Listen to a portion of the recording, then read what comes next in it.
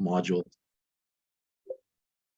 We're going to be going through the health and safety module today as your final module for the CPC program. The module today is a little bit different. It's a little more information based. It is, I'm not going to lie to you, there's a lot of information that we'll go through in the next couple hours. We can usually get it done in about 2.5 hours, depending on the course itself. So I just want to let you know, we will take a break about halfway through for 5 minutes, just so you can get up, stretch, go to the washroom, whatever it is you need to do. But we usually could be scheduled, probably get there around 2 o'clock, just based on the time right now. And I just want to go through, and we will be handling a number of subjects today. And one of the good things about the CPC program is we look at things from the lens of the temporary employment and staffing industry. We're looking at it from the perspective of our industry, and there are some very large differences between taking a health and safety class with just a general provider versus the one that ACSESS presents. So we will be looking at things that will affect your business and take a look at it from that perspective, with the understanding of what happens in our industry is slightly different, but it's not that different when you're really looking at what occupational health and safety is. So I just want to introduce myself. My name is David Wells. I've been teaching this module for maybe 9 years, I guess. We used to do it in person. Since COVID, we've mostly done it more virtually. And my expertise, I guess I've been in health and safety for approximately 18 years at this point. And for my particular company, I handle the health and safety for all of Canada. So the method today, we will go through, again, it's a lot of information. I do apologize, it's the afternoon, but it is necessary. There will be a number of case studies. So I do ask for participation. Part of the case studies are just to gauge, what everyone's expertise in health and safety is. And everyone is muted at this point, but if you do have a question, feel free to take yourself off mute. Most of the case studies, though, I am going to ask you to mark your answer in the chat function. Dave Wells is doing this one. Interesting. Have fun.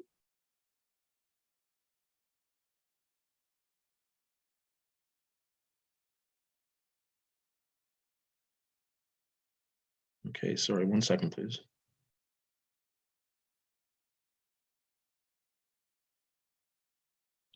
I'm going to take myself off mute just while we go through this. It is distracting.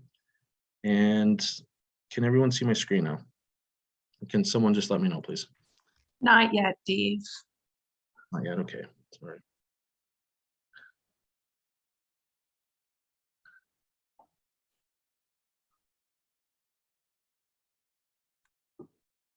There you go. It's just coming up. Okay, you're good.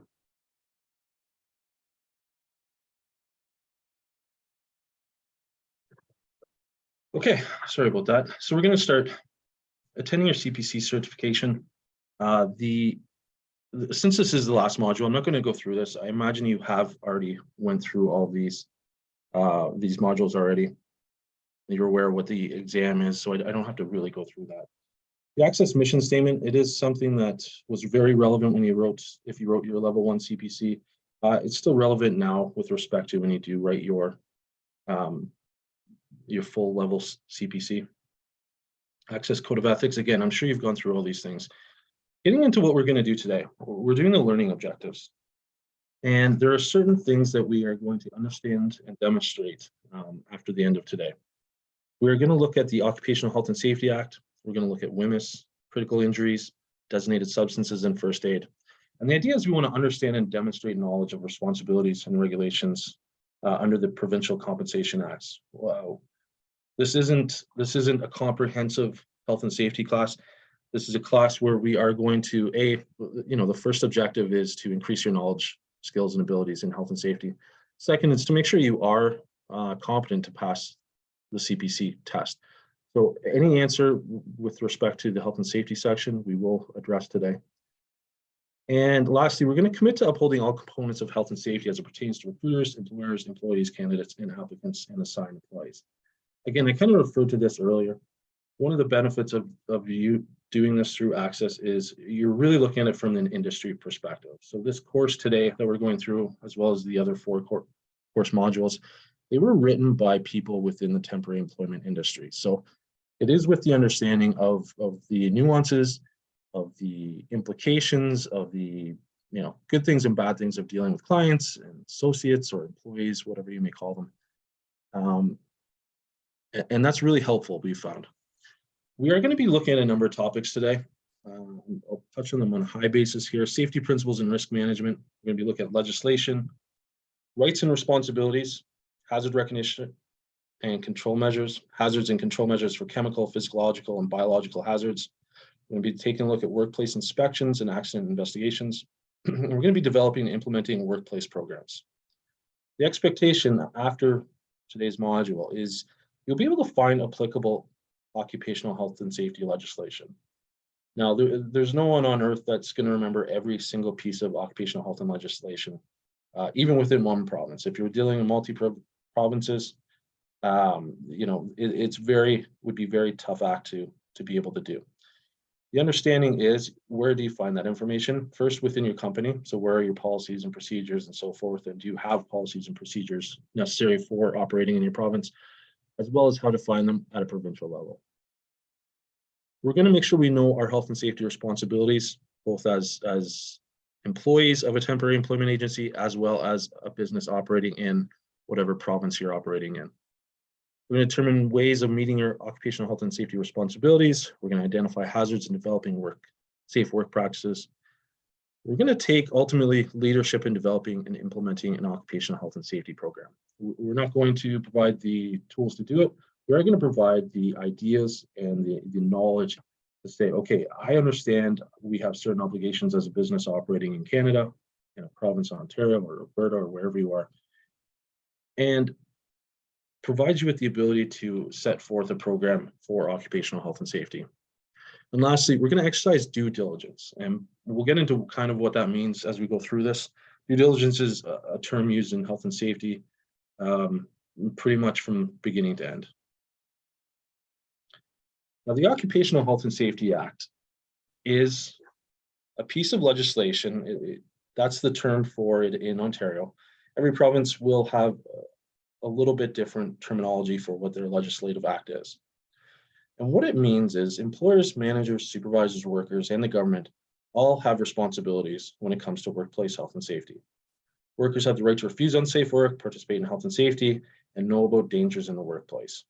And we'll kind of go through that point by point as we move forward today. We're going to start with our first case study today.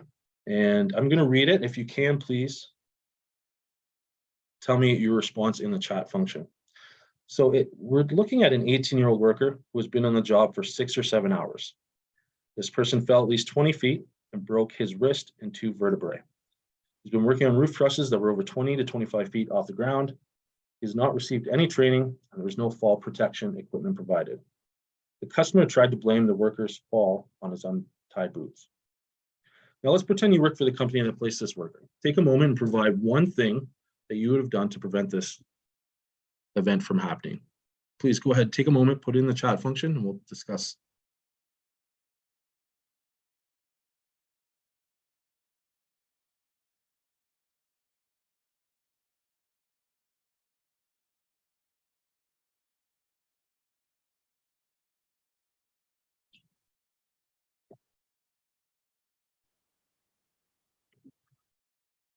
Okay, we're getting a lot of answers here. Appreciate everyone's response.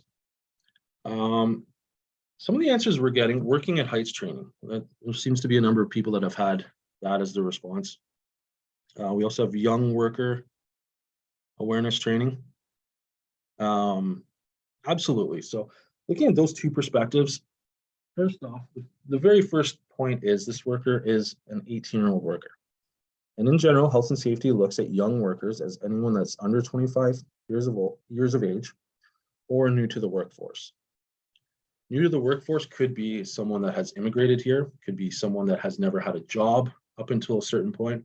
It could be anyone that has less than 1 year's experience, 1 to 2 years experience generally, and The understanding is that those workers are fairly precarious in that they don't have the knowledge, skills, and abilities of previous work to really understand what it is they need to be doing in the workplace. Oftentimes, they don't have the sense of ability to stand up for themselves if they view the work as unsafe. Oftentimes, because of their eagerness or because they don't want to get in trouble or whatever the reason, they're less willing to say, look, I don't have any training to work up on this roof. I have no fall arrest training. I have no fall arrest equipment. I haven't been trained on how to do this. And generally, young workers, again, don't have the capabilities to come up to the supervisor and say, look, I'm willing to do this. I know my rights under the Occupational Health and Safety Act, and I'm going to exercise those rights. Looking at the second answer that we have, fall arrest. So fall arrest training is required for any work generally over 10 feet in height. It is pretty much the same across all of Canada for each jurisdiction. If you're working over 10 feet in height, so basically above the height of a regular home step ladder, say, you're required to have fall arrest training and you're required to have fall arrest protection. And protection is the safety equipment. It could be guarding, could be rails up on a roof, let's say. And we know in this case, based on this case study, that none of those factors are in play. This person does not have the training provided. They are not wearing the necessary equipment that would have prevented this person from falling. And in general, they are not what's known as a competent person. He's received no training and there's no fall protection equipment provided.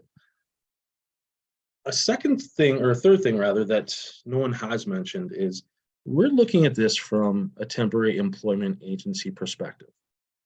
And one of those things that we typically do, and if you're in ACSESS, I assure you've probably, at least from a company perspective, follow this procedure, is we do site inspections, or we do customer risk analysis, customer site inspections, whatever your company calls them. And that's a very strong industry thing that ACSESS has promoted for at least the last 15, 16 years. It's been an industry practice. And the idea is you want to go out to the work site, to the customer, as it may, and ensure that that customer is operating in a safe manner.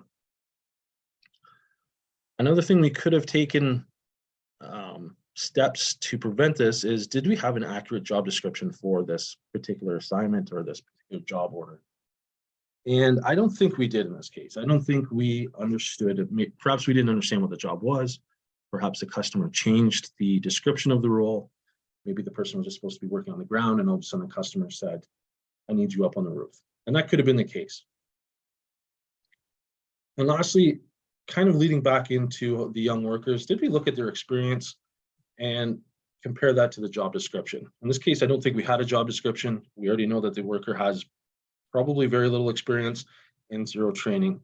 So as a temporary employment agency, we have failed in this case. We've made a placement where someone has potentially injured themselves, and it could last for a very long time. Ultimately, I think any sort of temporary employment agency wouldn't have taken this role had they known all the factors. What's OSHA and regulations? The occupational health and safety legislation in Canada outlines the general rights and responsibilities of the employer, supervisor, and worker. It basically tells what the requirements of those three parties are. It contains information on WMIS, critical injury, designated substances, industrial establishments, and first aid. Now, one of the important things we need to remember is that Canada is made up of many different provinces, jurisdictions, territories. We're made up of 14 jurisdictions in Canada. We have one federal jurisdiction, we have 10 provincial jurisdictions, we have 3 territorial jurisdictions, and every single one of those entities has its own occupational health and safety legislation. Now, we're probably very familiar with provincial legislation. If you're in Ontario, you know what OSHA is, and if you're in Nova Scotia, you know exactly what the legislative act is.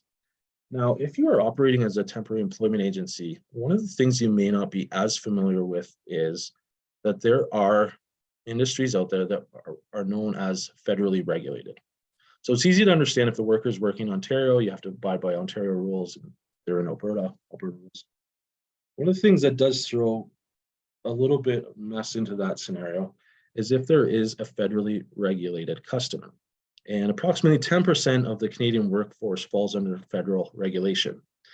What is federal regulation? Federal regulation is the federal government, airports, banks, ferries, tunnels, bridges, any sort of radio and television broadcasting cable systems, grain elevators, feed mills, highway transportation, so that'd be your AZ, DZ drivers, class 1 and 3, pipelines, railways, shipping and shipping services, and telephone and telegraph systems. The easiest way I remember this is if the work is being done cross-provincially. So if the worker is, the service is being provided cross-provincially. In the case of, let's say, a pipeline, you're going to cross probably many provinces when you're dealing with that. There's a very good chance that that industry, or that company rather, will be federally regulated. Same for if they are operating large transport trucks. There's a good chance that they're operating between provinces. They are traveling amongst multiple provinces. Same with pipelines, railways, all those sort of things. If they're going across the country, let's say, it's an easy way to think, okay, I remember this conversation and I should probably ask if this customer is federally regulated. Now, why would you want to know that? The reason you want to know that is because they are placed in a customer that is federally regulated. The rules of the province that you're in don't apply. You have to look at the federal regulations for that customer. And they are different. They're not massively different, but the spirit of the acts are all the same, of the legislation. But the minute particulars are very different. And that's a question you will want to ask, especially in the case of if you are dealing with a federally regulated customer. What does OSA aim to do? They aim to look at 5 different things. They want to ensure that employees' health and safety and well-being in the workplace. They want to encourage employees to participate in maintaining and improving health and safety, prevent risks, to involve employees through representation on committees, and to ensure expert advice and resources are available.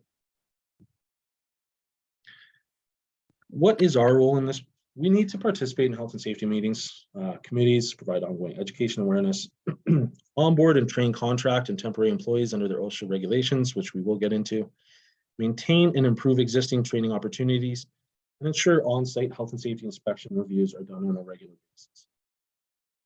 So it doesn't actually apply just to customers. It also applies to temporary employment agencies. And as we move through this project, as we move through this module, rather, we will take a look at what the roles of each particular entity are.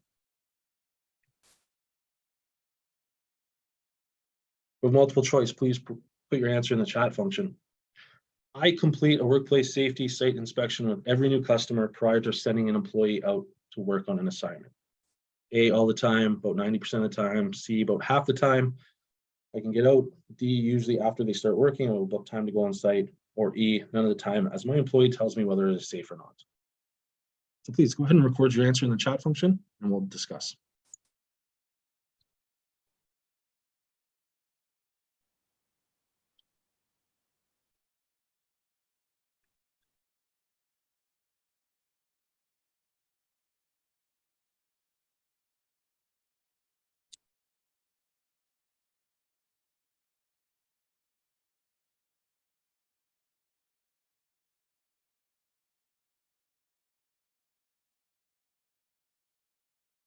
Is it nice, Corey?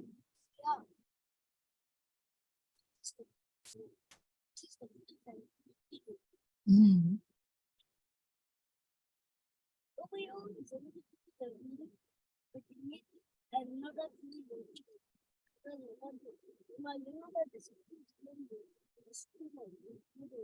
Mm.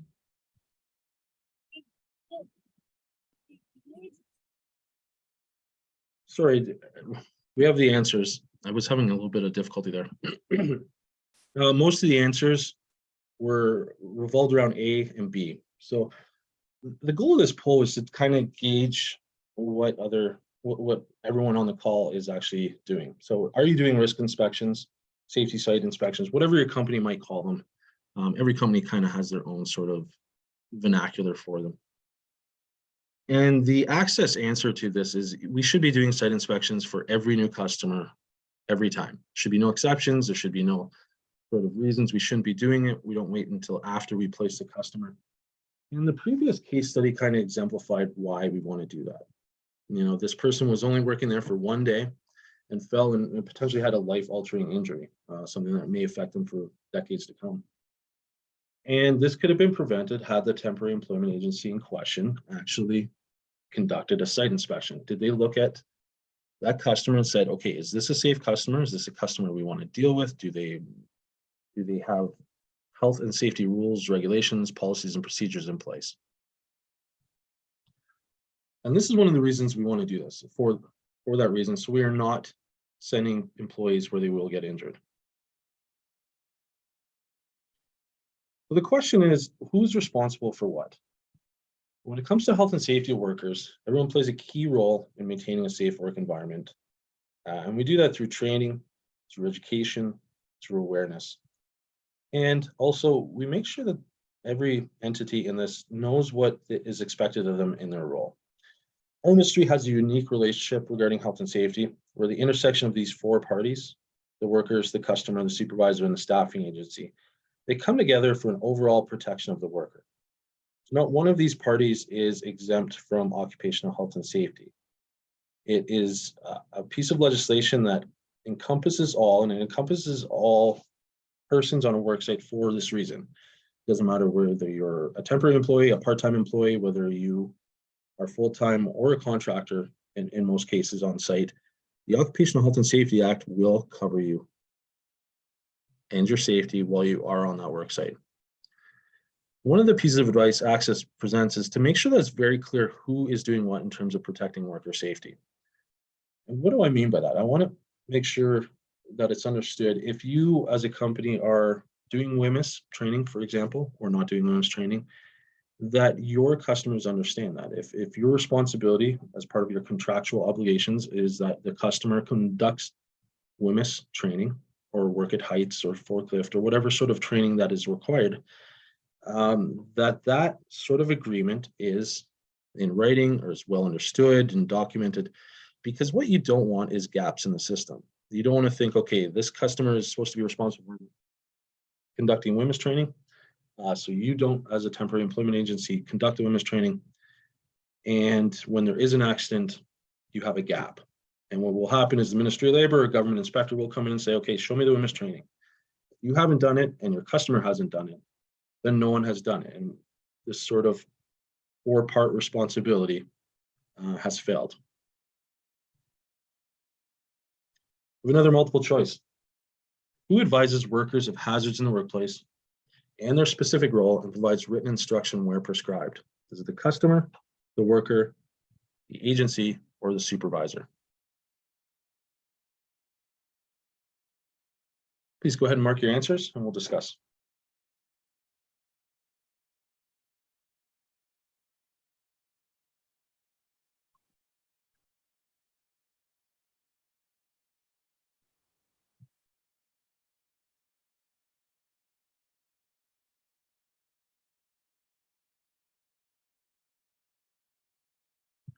So this one we're actually getting quite an assortment of answers. And I'll tell you, I personally view this question as almost a trick question. The answer is yes, all those people are responsible. So you could have picked any one of those and been part right. The best answer though is the supervisor. And the reason being is the Occupational Health and Safety Act dictates the supervisor has the responsibility to advise workers of hazards in the workplace. Specific role and provides written instruction where prescribed. And they're very specific in that because what they want, and we'll go through this as we proceed, is they want competent people in the supervisory function. And one of the questions sometimes asked is, who is the supervisor? Is it the person at the client? Is it the person at the agency? And under the Occupational Health and Safety Act, the answer is both. Potentially, both people could be viewed as a supervisor. So the supervisor, one of the customers, fairly well explained, fairly well understood. They're the supervisor, you check in with them, they tell you what to do. The less understood component of this is the agency, if they are doing things like assigning work hours, if they're disciplining the worker, they're providing work instruction. And all of these things are very common industry practice where someone at the agency is providing that information, that person could potentially be viewed by occupational health and safety as a supervisor as well. It's a very important distinction to make within your own companies to take a look at, okay, who is actually providing that information? Who is providing the supervisory function? Is it me?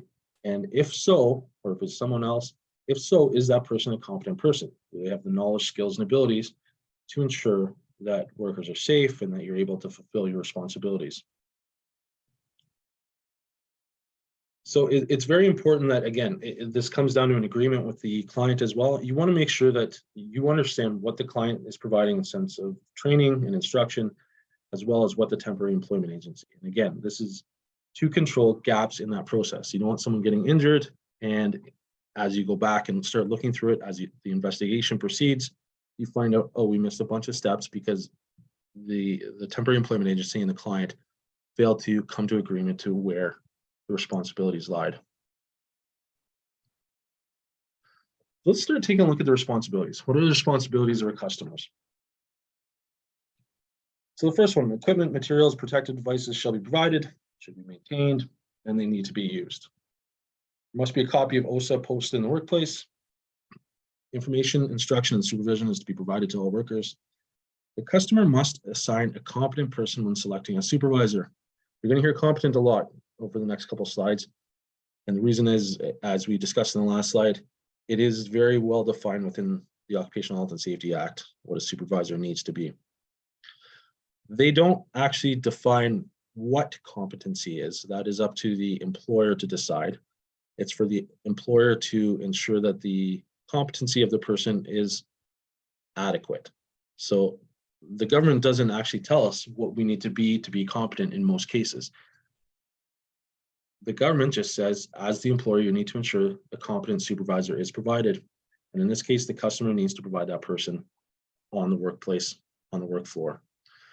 So they must have in place a written, annually reviewed health and safety policy and program and have it posted and implemented in the workplace program. The customer has to take every precaution reasonable in all circumstances for the protection of workers.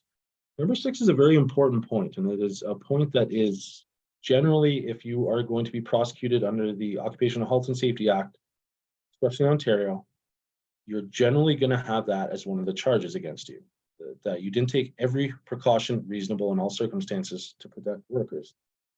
Again, a very large, very sort of all-encompassing statement. It is part of the legal jurisprudence of the Occupational Health and Safety Act. And it's done so for a reason, because it's, again, up to the internal responsibility system of the employer to make sure that you're taking every precaution reasonable.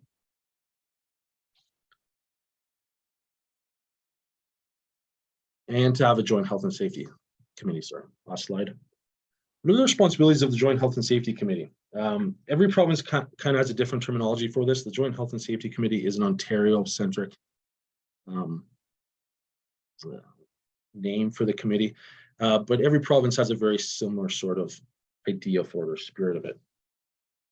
Identify and evaluate workplace hazards, participate in programs to protect the employee's safety and health, be involved with employee complaints, suggestions concerning health and safety, review injury or work hazard records, monitor and follow up hazards, recommended action, participate in safety and health inquiries and investigations as appropriate, participate in resolving workplace refusals and work stoppages, make recommendations to management for incident prevention and safety programs, and monitor effectiveness of safety programs. Joint health and safety committees have a very large responsibility. It's not something you take lightly. Based upon the number of responsibilities you have as part of the committee, you do see that there are a number of things that you as a committee member would be responsible for. And in most jurisdictions in Canada, depending on the size of your company, you either need a joint health and safety committee, if it's in most cases over 20. And if it's less than 5, you typically need a rep, or 5 or 10, depending on the jurisdiction. So essentially it scales up. The larger the company, the larger your committee needs to be. And the only real responsibility of a joint health and safety committee in general has to be, in most jurisdictions, you have to be trained. You have to go through a special government-sponsored training program. You have to have 1 management member and 1 employee member. And the idea is the committee works together to ensure or to help to ensure that the safety of the workplace is maintained. What are the responsibilities of the workplace supervisor? So the supervisor ensures that workers abide by the act, the regulations, and wear the prescribed PPE equipment and clothing.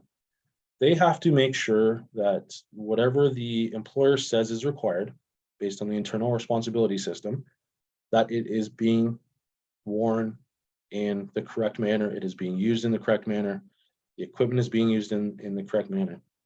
You have to ensure that the workers are advised of hazards in the workplace, what their role is, and provide written instruction where required.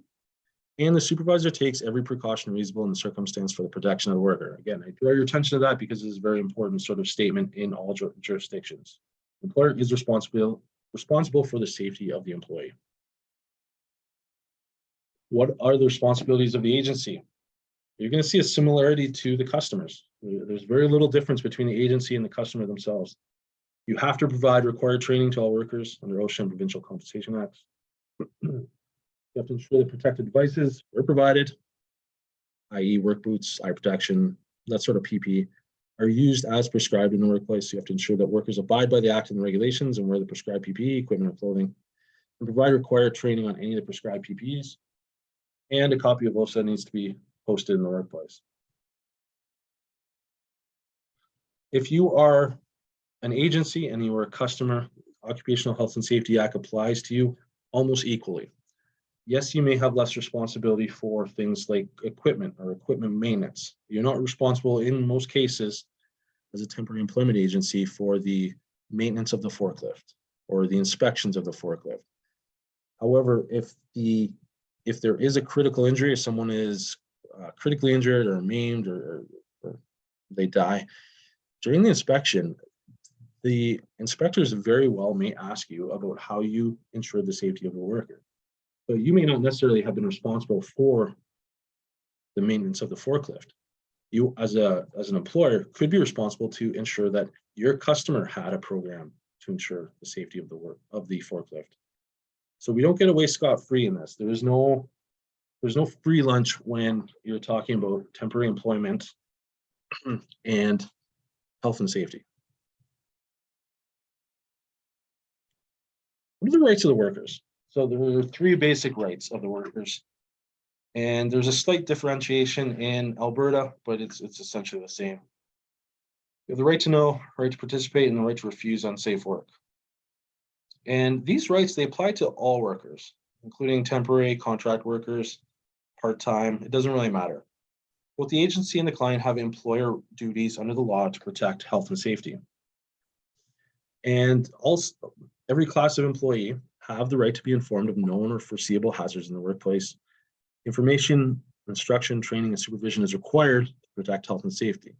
You can't just put someone into a workplace and expect them to know all the safety protocols, all the safety requirements, and be able to operate in any sort of reasonable manner.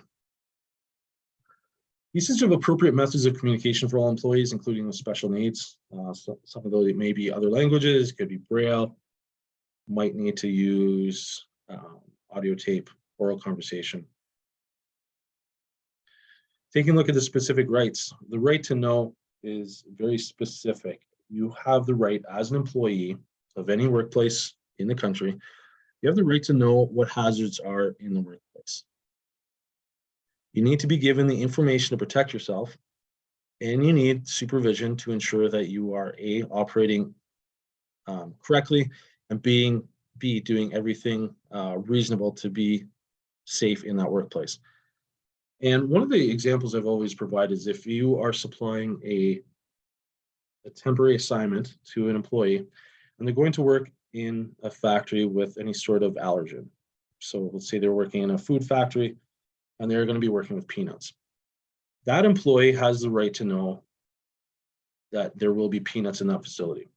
We're all aware of nuts and legume allergies and so forth as becoming more prominent, especially in the last few years, the last, say, couple decades. It is imperative if there is a very specific sort of hazard in the workplace that you are informing the temporary employees in there. The idea is you may not know whether or not that employee has an allergy. So by just informing the employee of the hazard in the first place, the employee can self-disclose that, yes, I do have an allergy to that particular thing. I will not be able to accept that assignment. And by in doing so, by providing the basic right to know what the hazard is in the workplace, you've potentially prevented that person from injuring themselves or even dying based on the severity of their injury.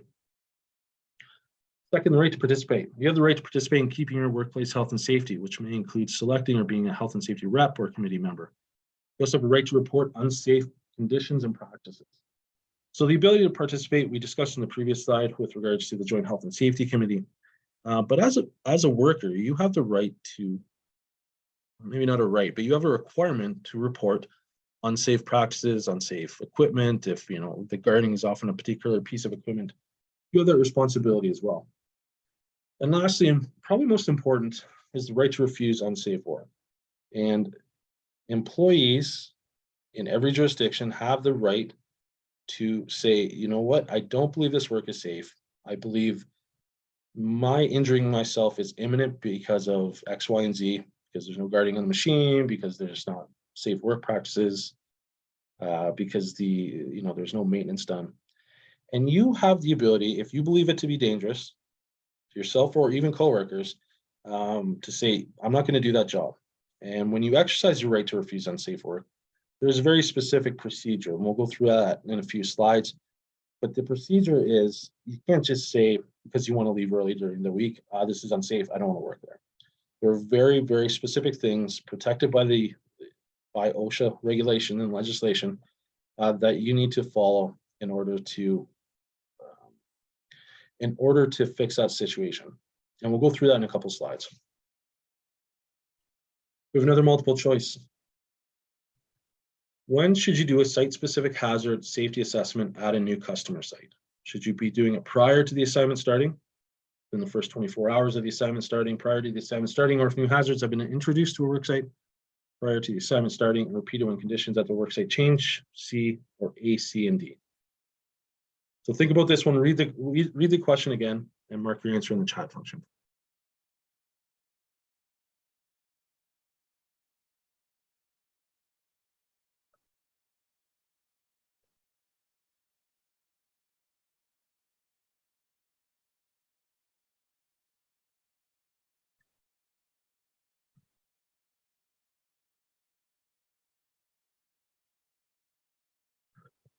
Okay, so almost resoundingly F.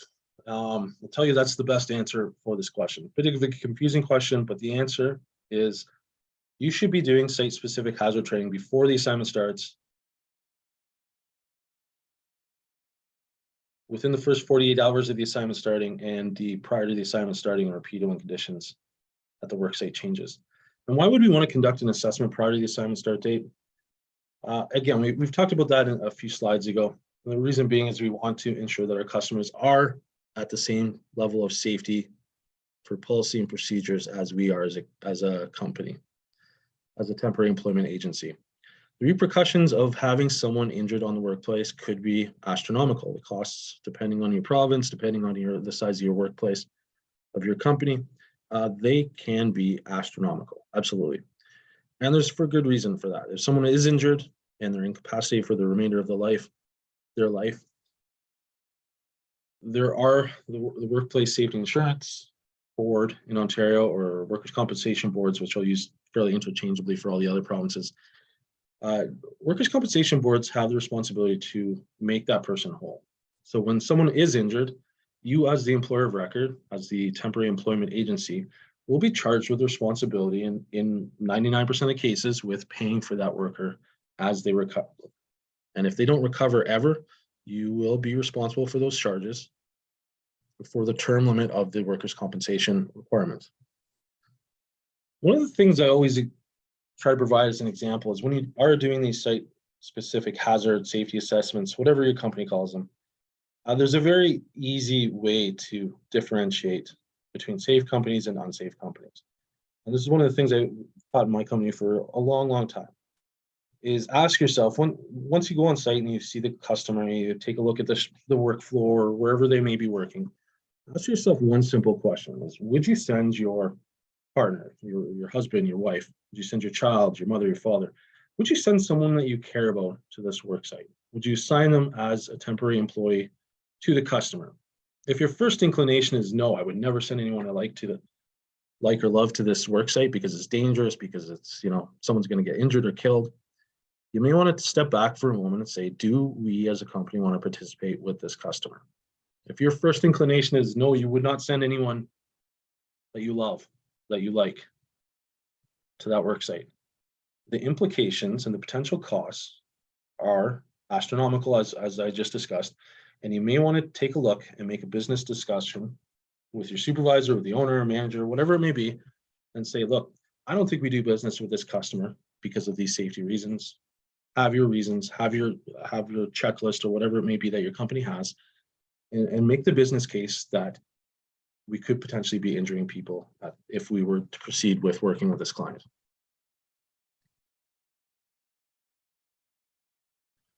We're going to switch gears. So we've kind of taken a look at legislation. We'll keep talking about legislation, but we've been taking a look at the Occupational Health and Safety Act.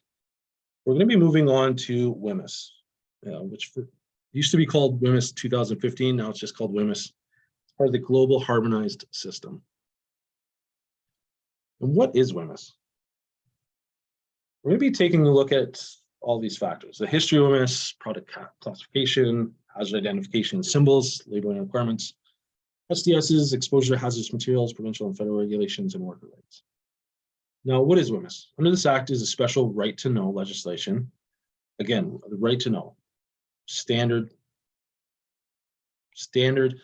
right of workers across Canada. This is known as a right to know legislation that applies to hazardous products specifically. Special pieces of the legislation is collectively called WHMIS. It's a comprehensive plan for providing information on hazardous materials that are being used in the workplace. WHMIS applies in all Canadian workplaces, and it's covered by occupational health and safety legislation and where WHMIS controlled products are used. Compliance is critical. One of the things with chemicals is their effects can be disastrous very quickly. So you may not even know the chemical is being used. You may not smell it. You may not anything else. But once you are exposed to it, you could be injured. You could be killed actually with some of these chemicals, or irreparably injured. Therefore, knowledge is essential for you, your workers, and your customers. Generally, in almost all workplaces, you do have a responsibility to issue WHMIS training. I won't get too deep into the history of WHMIS. WHMIS basically is a fairly new piece of legislation. If you take a look at workers' compensation, it is, at least it started in the early 1900s. WHMIS as a piece of legislation started essentially in 1979. And the governments came together and said, look, we're dealing with all these chemicals. We really need to have a system in place to protect the safety of employees and employers together. And as with many things, what happened was we had a fairly large disaster in November of 1979 in Mississauga, where there was a train derailment. And the train derailment caused an explosion. It released toxic gas and basically caused the evacuation of 200,000 people in about the middle of Mississauga at the time. And when something like that happens, government gets very efficient. They start working very quickly. And they started to put into place specific safety regulation. The first step of this was the intro of the Transportation of Dangerous Goods Act. May 1981, the government formed a government task force, essentially with labor, with employers, and with the government, and they started looking at these things. In 1980, those three groups published the WHMIS report of the Project Steering Committee, and essentially 8 years later, 1988, execution of WHMIS on a national basis. It was essentially the same up until approximately WHMIS 2015. So a couple years before that, 2013, they said, okay, we need to update this, and we'll go through the reasons for that. In 2018, WHMIS 2015, as it was called, Global Harmonized System came into play, and all of us are acting under the WHMIS 2015 rules at this point. So what's the intention of the global harmonized system? So here in Canada, we call it WHMIS, but as a whole, worldwide, we call it the global harmonized system. And the intention of the global harmonized system is to ensure that all countries are operating by very similar sort of rules. The GHS will help to facilitate trade and eliminate multiple classification systems, enhance protection of human health by using standard and consistent messaging.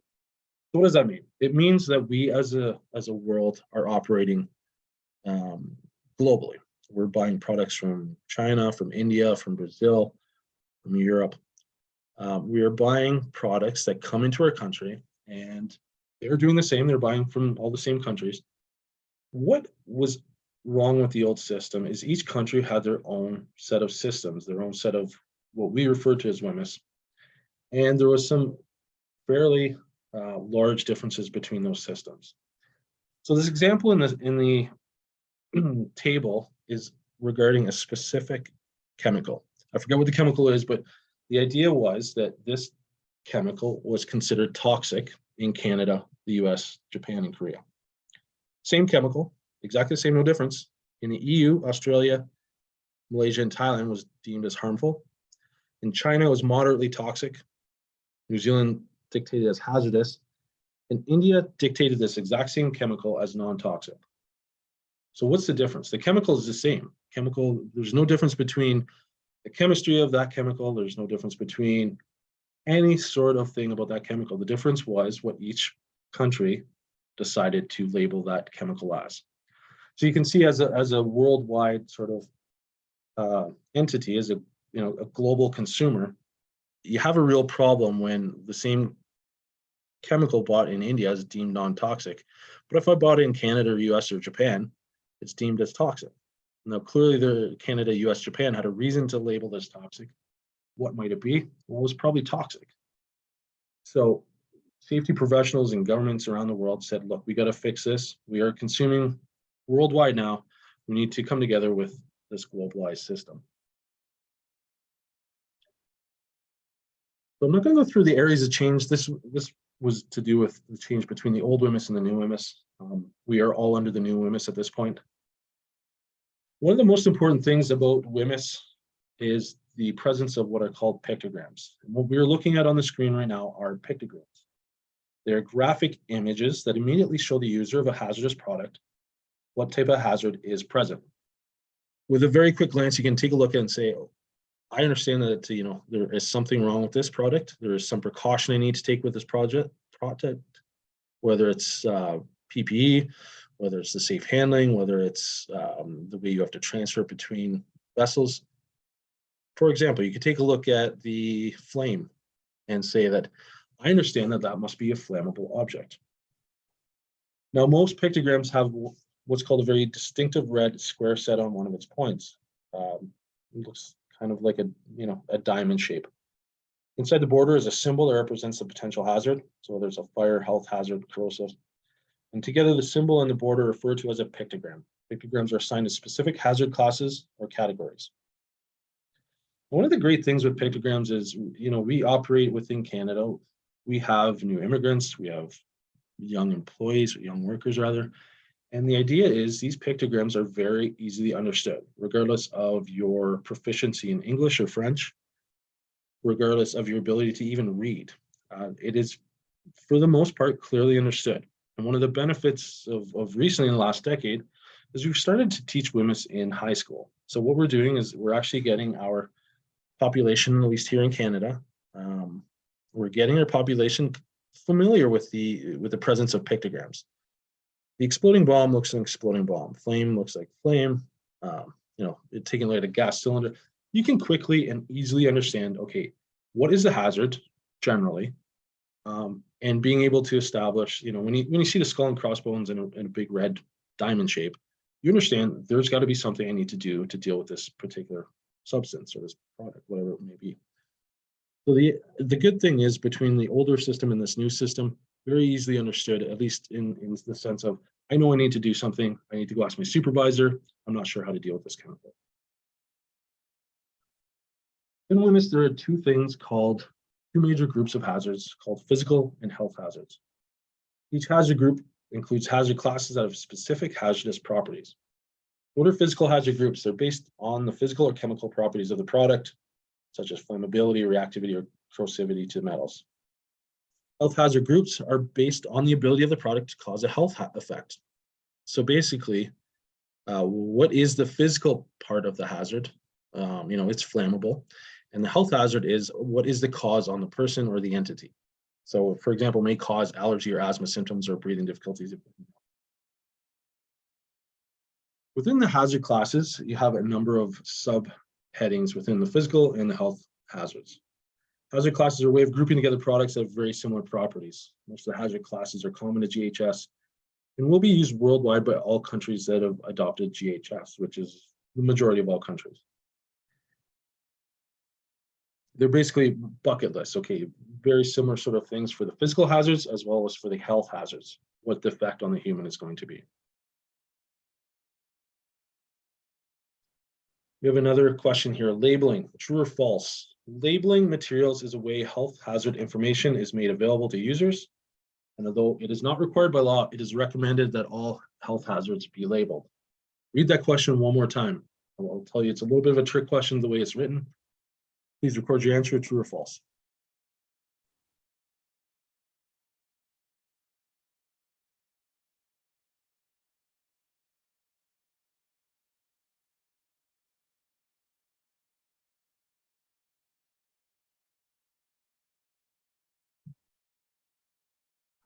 Okay, we got a couple answers. Most of them are false, which is good. The correct answer is false. Labels are required by WMIS. So one of the things I did preface this with a bit of a trick question where it says not required by law. Labels are required under WMIS law. In Canada, the WMIS label is one of the ways health hazard information is made available to anyone using the material. Labels are important because they are the first alert there may be hazards associated with using the product covered by WMIS legislation. And I'll show you exactly what the two sets of labels are in a few slides. The thing is, labels also tell us what precautions to take when using the product, and labels must inform the person that there's a safety data sheet available which contains more information on the product. So essentially what the labels are a warning to the employee or to the handler or user of that product to say, there's something else here. I need to go find it out from my supervisor. I need to read the label, the pictograms, and I'll show you exactly what they look like to ensure that the safety of the person is preserved.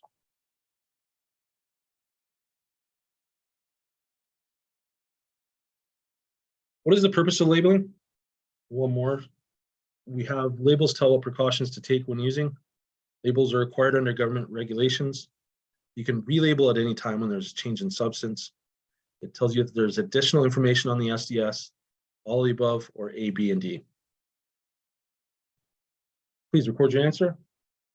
We'll discuss what the best answer is.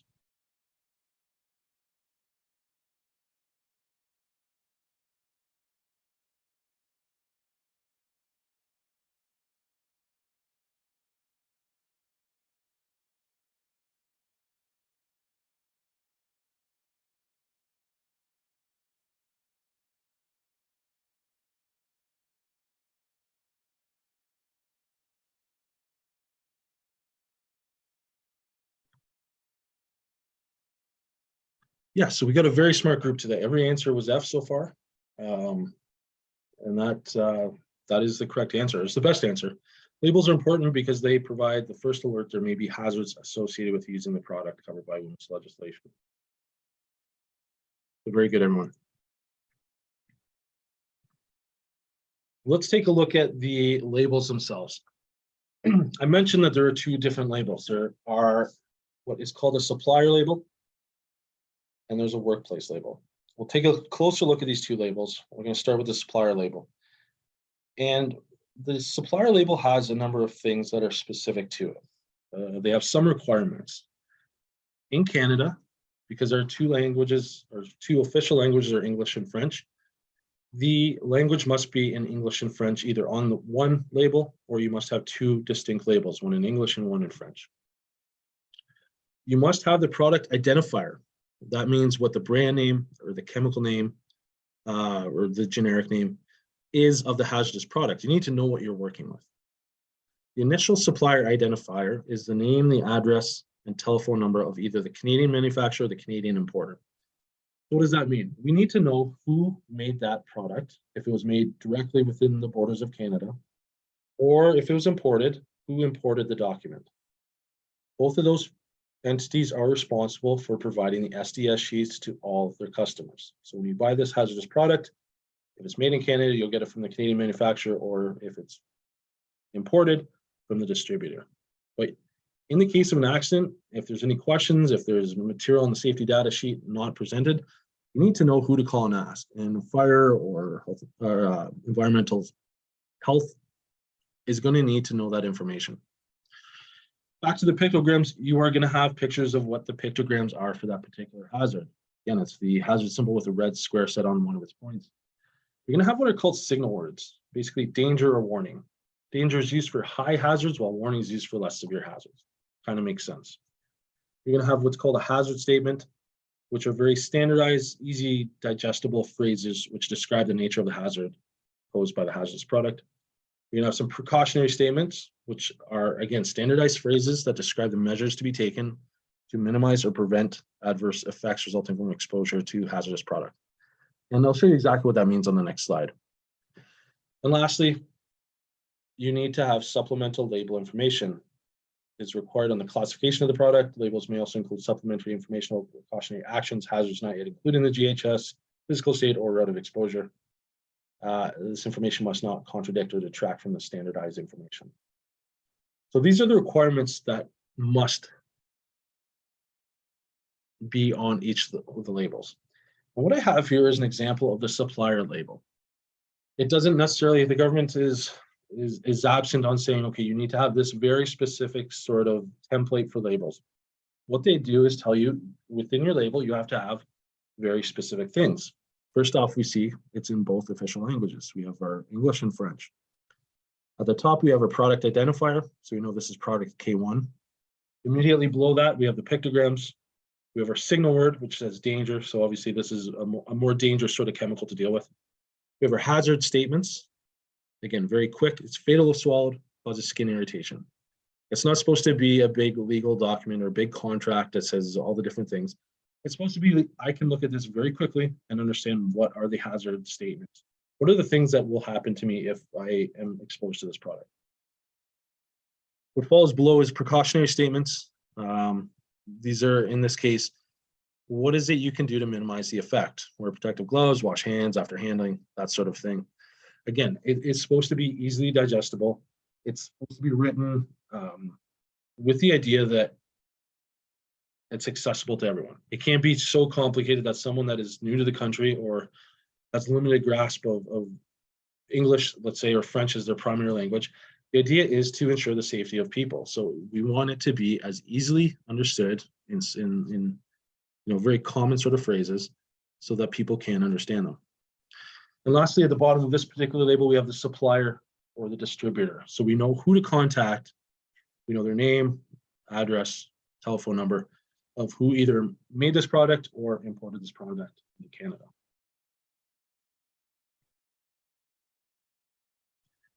Next, we have what's called a workplace label.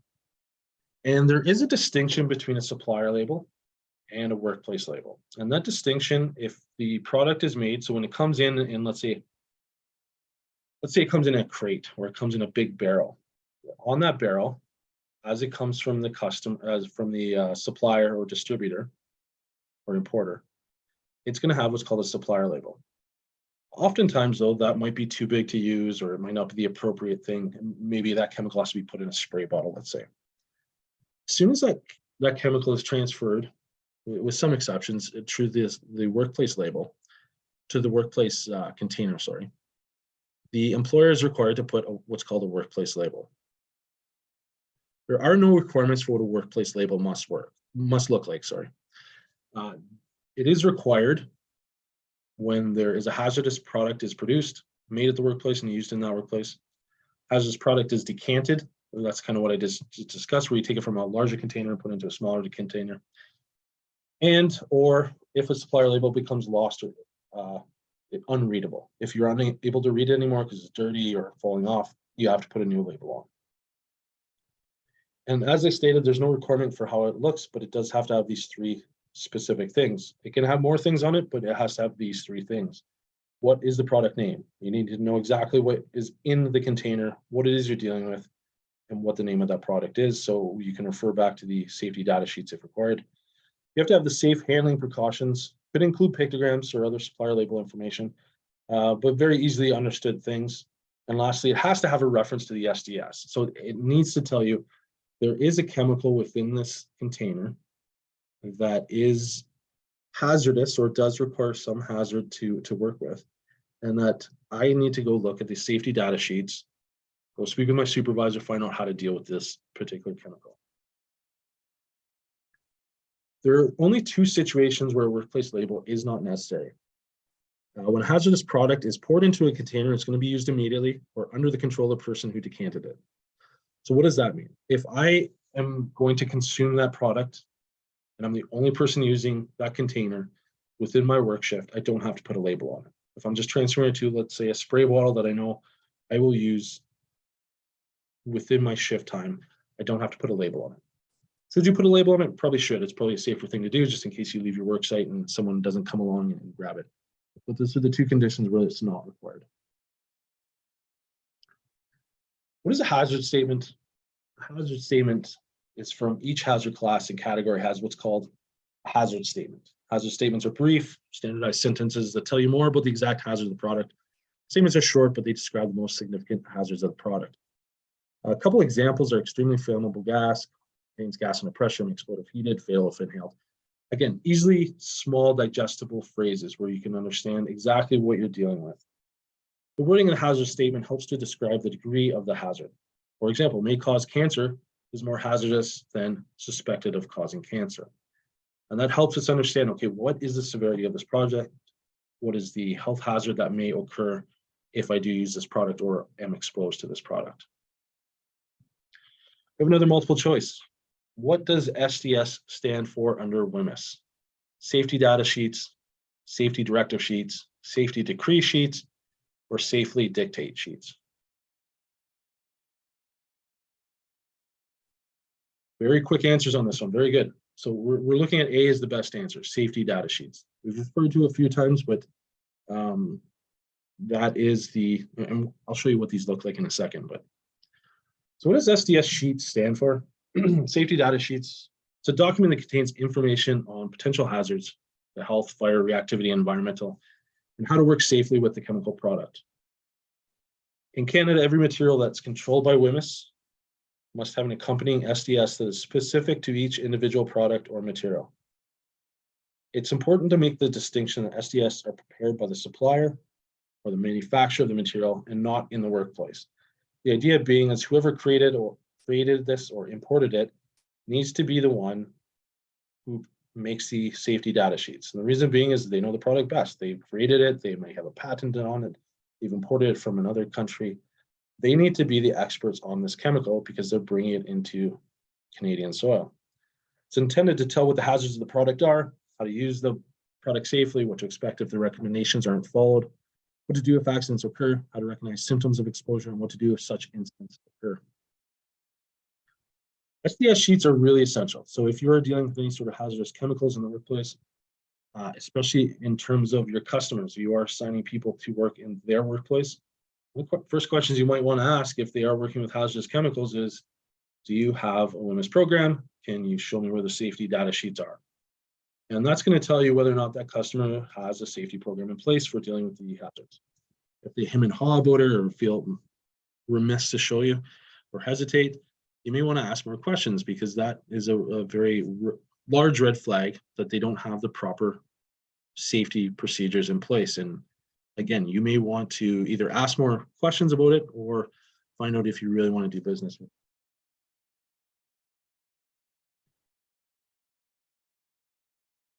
WMIS, the Worker Education Program. So the question is, who needs to be educated? Who needs to be trained on WMIS? The law requires that the employers educate a worker exposed or likely to be exposed to a controlled product. What does an exposed worker means? means any worker who stores, handles, uses, or disposes of a controlled product, or who supervises, that's an important distinction, who supervises another worker performing those activities. They want that both the supervisor and the employee rather, trained on what chemicals are being used in their immediate vicinity. The education program must include instruction in labels, SDS sheets, hazard information, procedures, use, handling, storage, disposal, presence of hazardous material, and emergency procedures. Now, in our world, where we have third-party provider of labor, the common industry sort of practice has been the first three components of this are generally handled by the temporary employment agency. I know most ACSESS members will probably be doing the same sort of thing. You either have a video or you have booklets and information guides, and your program is looking at the first part of WMIS, the administrative part of WMIS, the labels, what the SDS sheets are, what the hazard information is. In general, at least from what I've seen, in most cases, the procedures and the emergency procedures are the responsibility more so of the customer or the employer where you are sending your employees. Reason being, very tough for a temporary employment agency to be an expert in all the potential chemicals. I mean, you may have 100 clients, you may have 1,000 clients. Very tough to be an expert in all the chemicals used by all your customers. So as an industry practice, we kind of take away the first step of it, say, look, we'll deal with the administrative part. We'll make sure all our employees are versed in what pictograms are and what the labels are and what the SDS sheets are. But Mr. or Mrs. Customer, you need to make sure that the chemicals on site, our employees are being trained on how to use safely, where the SDS sheets are, what PPE needs to be worn. And it needs to be done for every single employee. There's no gaps in this sort of thing. If you're dealing with the chemical or the product, every employee that is dealing with that needs to be instructed on how to use it safely. I would make sure that that is part of your commercial contract, very agreed upon, whether it's an addendum on your contract, what have you. Make sure that is understood that we provide this part of the training, Mr. or Mrs. Customer, you provide the last part of the practical application of the training. What are the employee responsibilities with respect to WMIS? Workers must participate in the education and training sessions. So they don't have a choice. If they are working in the area or will be working with it or be exposed to it potentially, they need to attend this training, as we just discussed. They must follow the safe work procedures. So it's not enough just to attend the training. You have to actually follow the procedures put in place by the employer. All employees should, or complies to the Act and regulations, where the prescribed PPE or equipment or clothing, will report any hazardous machine defects or any contravention of the Act. So that kind of falls back on the general duty clauses of employment standards, or of occupational health and safety, and it provides the overall responsibilities of employees for that. So again, it's not enough just to attend the training. You actually have to put the training in place at the employer level. Remember, employees have equal responsibility to operate in a safe manner, especially with regards to what the standard operating procedures of the customer or the employer are. So we're going to be transitioning to unsuspecting hazards. We are at 2:08 on my time. I'm going to say we come back, we take a break right now, come back at 2:13. We will, again, take a 5-minute break. We'll be back at 2:13 directly, and we'll start the second half of the module. And in the interest of time, we will proceed. So we're going to be discussing a little case study. This one's a little bit different, but the idea is there's 3 workers that were working on an asbestos abatement project at a single family home. The abatement area was enclosed. In the area, certain asbestos containing materials had been removed, and there was an asbestos dust hazard present. The Ministry of Labor inspector attended and conducted an inspection. The inspector found one of the workers exiting the enclosed area wearing street clothing. 2 other workers were found inside the enclosed area not wearing protective clothing, and was performing cleanup, and the other was securing bags filled with asbestos-containing material.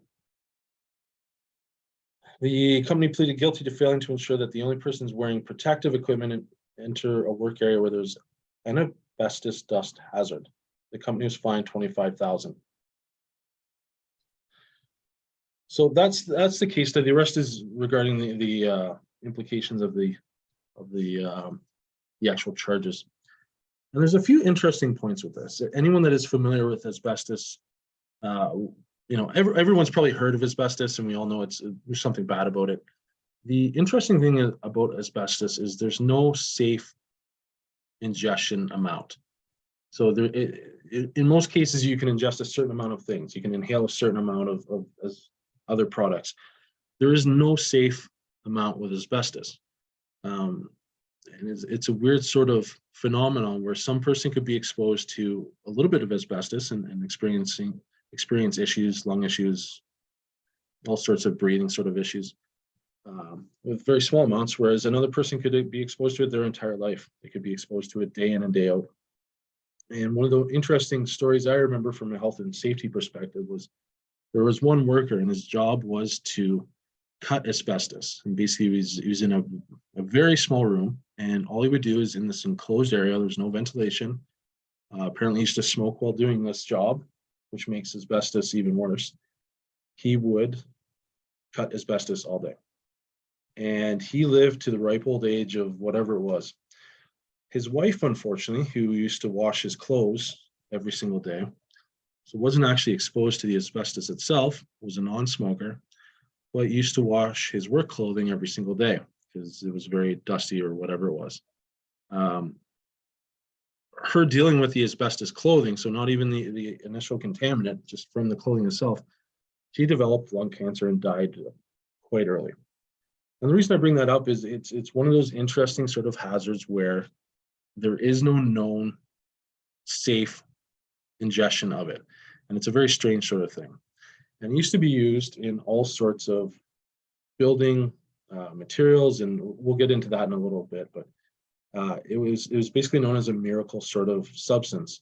Subsequently, since approximately the mid-70s, when Canada outlawed selling it, we know that the health effects of asbestos are quite severe.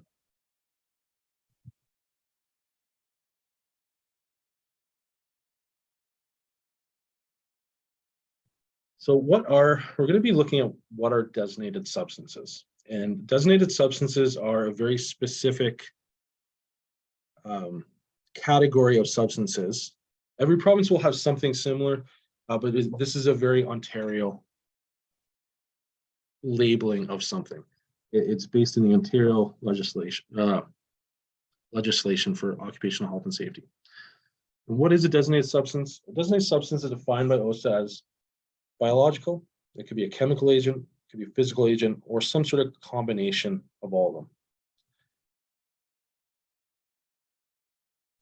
The designated substances are where there is exposure to a worker. It's prohibited, regulated, restricted, limited, or controlled. And we'll take a look at what these things actually mean. So what is a designated substance? Here in Ontario, we have a number of designated substances which are coming up on the screen. Arsenic, asbestos, I can never say number one, acrylonitrile, benzene, ethanol oxide, coke oven emissions, isocyanates, lead, mercury, silica, vinyl chloride. So some of these things are, in the case of asbestos, which we just discussed, they are well known. We bring these up, A, because there is a legislative requirement in dealing with this, B, because as a temporary employment agency, we could be supplying laborers to customers where these things are used. I would suggest as part of your client inspection or site inspection, whatever you call it, you ask if they have any sort of designated substances that your employees will be subjected to. The reason being, when there is a designated substance present in the workplace, the supervisor must complete an assessment of the use, and they have to see if a health hazard exists for workers and whether or not a control program is required. The assessment must include information on the use, handling, storage, and disposal, actual and potential exposure of workers to the substance, so how much will they actually be exposed to it, and methods and procedures required to control that exposure. Health and safety committees need to be consulted when these designated substances occur in the workplace. When they are present in the workplace, the assessment needs to be done by the supervisor, and it has to be followed. So it's not enough just to do the assessment. The reason these are designated as designated substances within the legislation, within the act of it, is that they are known to have health defects. So we need to control these in the workplace. If you are working with them, you don't want to have excess exposure where you are potentially injuring employees, yourself, whether temporary employees or full-time employees. And what are some of these things? Number one, used primarily as the starting monomer in the manufacturing of synthetic polymers such as acrylic fabrics found in carpets. Arsenic is a strong poison. It's typically used in wood preservatives, insecticides and herbicides, as well as alloys of copper and lead. Asbestos is known to be used in insulation, wallboard, asphalt, adhesives, caulking, sealing, and floor tiles, drywall, compound plaster, and roofing shingles. Again, the sale of asbestos was banned in 1976, I believe, and then they allowed approximately 5 years to get rid of all the supplies of asbestos. If you are, let's say, sending employees into demolition and they're working on an old building where it's from 1960, very, very good chance that there will be asbestos present. So you need to make sure that your client does have an asbestos program. Depending on the province you live, there are very specific rules for dealing with asbestos, as we went through in the last slide, the case study. Again, each province designates their own sort of procedures for it. Some provinces are a little more strict than others. Ontario is probably on the upper end of the strictness in dealing with it.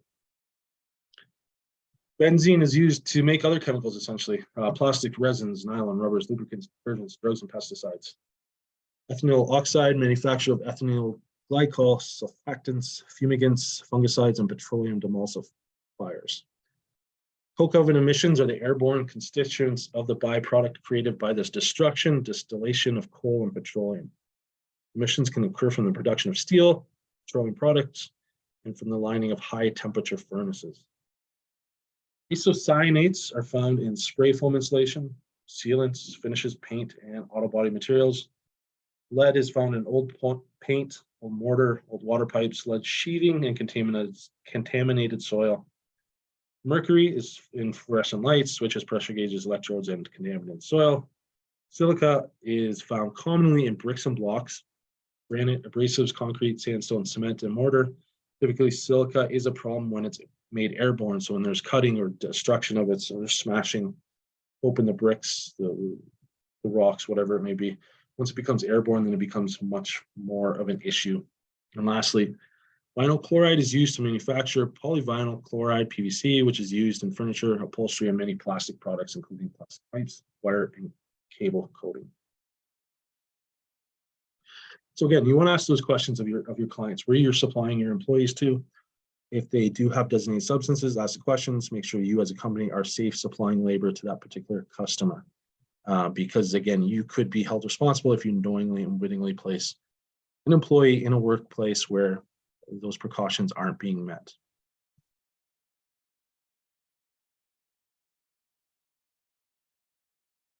We're going to take a look at other hazards. Other hazards in the workplace, there are many. Some of them aren't as defined or as regulated, let's say, as designated substances. They might be slightly different than, let's say, working at heights. They might be a little more nuanced, per se. Taking a look at some of these hazards, confined spaces. Confined spaces they're usually defined by a couple things. Normally, the area isn't meant to be used for human occupancy. Humans aren't supposed to be hanging around in that area for any length of time. Another time, there's generally limited means of entry or exit. So it could be, just one entry point. And lastly, there's generally a limited air supply based on just the nature of the construction of that confined space. In a confined space, typically the silos, vats, hoppers, tanks, sewers, manholes, manure pits, storage bins. Ditches and trenches can also be considered a confined space depending on their particular, the way they're dug out. The idea is these confined spaces will have very specific requirements in every one of the jurisdictions. So you typically have to have a means of getting the person out if they fall ill. You generally have to have a means of sampling the air to see if any sort of concentrations, if the oxygen's being depleted, if all sorts of other things. You have to have some sort of program in place, usually a monitor of some sort. You have to have a safety plan in place in most jurisdictions. Again, the reason I'm bringing this up, if you are supplying that sort of labor, make sure you are aware of exactly what that means. If the customer calls you up and says, I need someone that has confined space experience, you're going to want to ask more questions about that. What does the job entail? What are your safety procedures? Do you have a confined space program?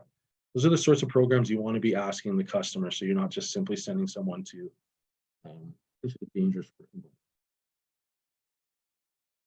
Indoor air quality. Common issues associated with indoor air quality include improper, inadequately maintained heating and ventilation systems, contaminated by construction materials, glues, fiberglass, particle boards. The biggest thing with indoor air quality is the number one way of entry into the body is through inhalation, the breathing. We breathe, depending on what you're doing, you could be breathing between 45 and 60 times a minute. Some people more, some people less, but essentially you're breathing all the time. If there is an issue with the air quality, and as we're coming out of, perhaps we're still in COVID, as we've come out with better knowledge from COVID, we understand that the air quality in our work environments, our home environments, is pretty important. If we have very poor air quality, because of the inhalation, because of the number of times we're actually breathing in the course of a day, we're going to be exposed to whatever the contaminant is to a high degree. It's going to be caused from things like chemicals or dusts or molds or fungi, bacteria, gases, vapors, odors. Essentially not having adequate sort of exchange of air within the work environment. If you're in a more of an enclosed work area or you have very poor HVAC system, your indoor air quality is likely to be not as good as a company that has invested more time or money into that area. Taking a look at lasers. Lasers in the workplace are fairly prevalent. They're used for a number of things. They're used for checking out your groceries. They're used for cutting. They're used for imprinting images on products. All sorts of different things. Lasers are being used more in the workplace. And laser beam hazards, they have a number of effects. They can affect someone's eye.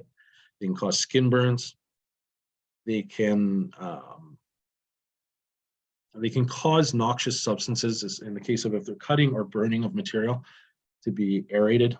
So if you're cutting a particular plastic or so forth, the smoke from the plastic could actually cause you issues with, say, your lungs or your eyes, or again, burning. The fourth one, scents and temperatures. We'll look at these two distinctly. Scents, we usually mean the smell or odor from cosmetics, generally with scents. We're all aware of workplaces that have no scent policies. Perhaps you've been in one, perhaps your place is one, or you've gone to a government facility that says they're in no scent policy. And the reason being is, for some people, some specific scents can be pretty harmful to them. They can have very large sort of events that can occur depending on the scent for that person. And usually those people are aware of it, where they are sensitive to specific scents.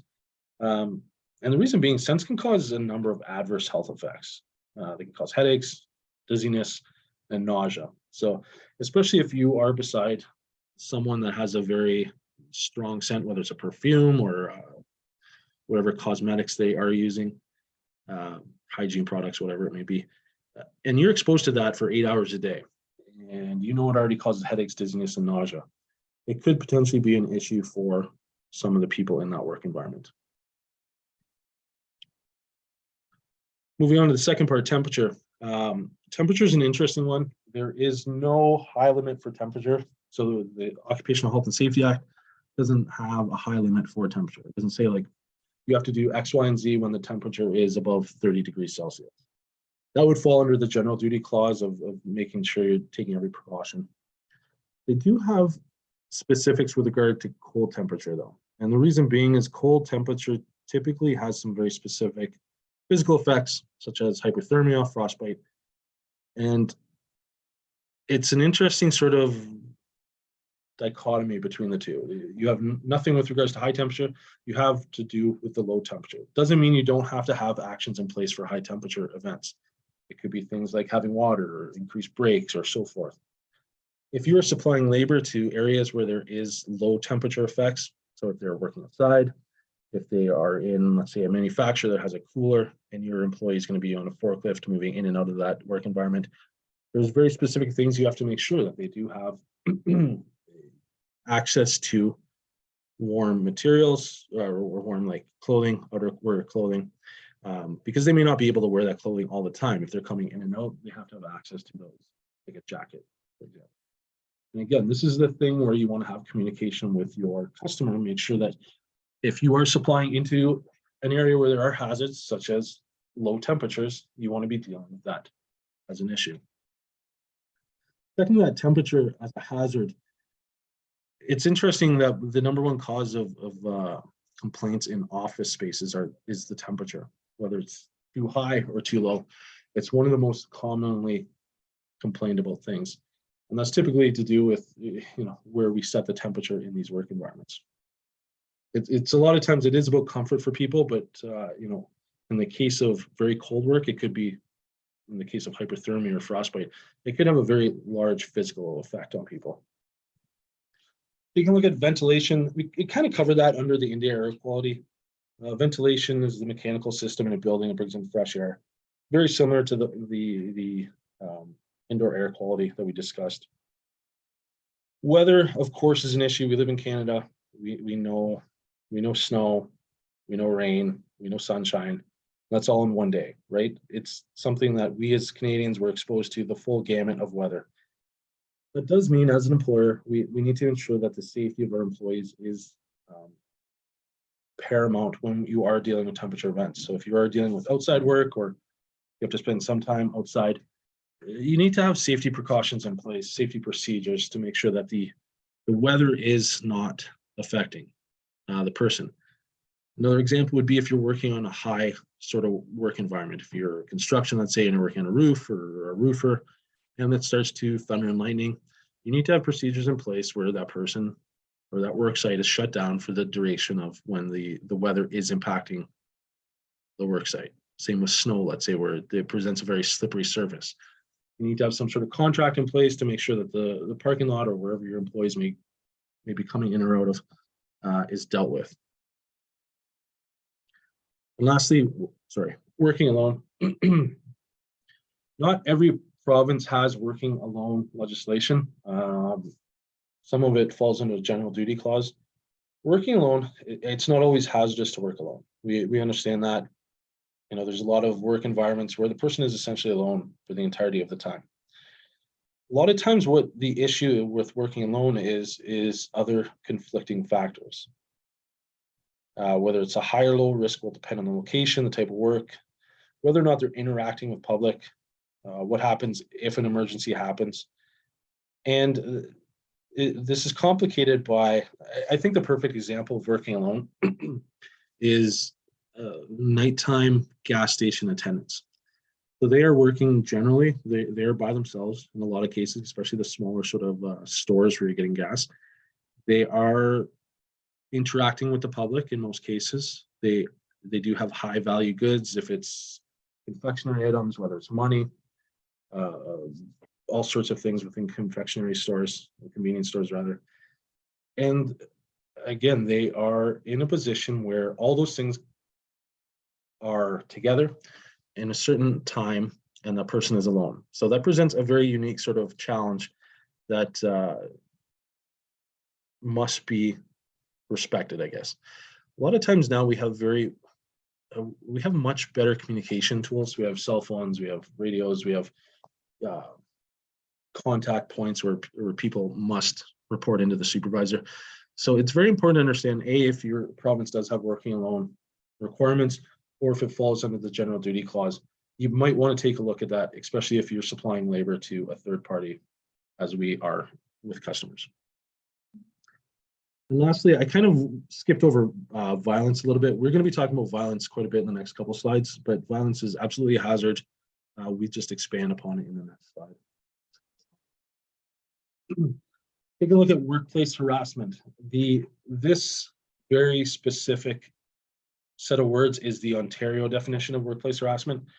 If you're in a different province, you will have a very similar sort of thing. They're all fairly similar.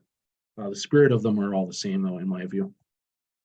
What is workplace harassment? It's engaging in a course of vexatious comment or conduct against a worker in a workplace that is known or ought reasonably to be known to be unwelcome, or workplace sexual harassment. Now, it's our role to ensure that workers have a safe and healthy workplace. Both agency and customers must have a policy and program in place to support Bill 168, which was the original piece of legislation in Ontario for violence and harassment.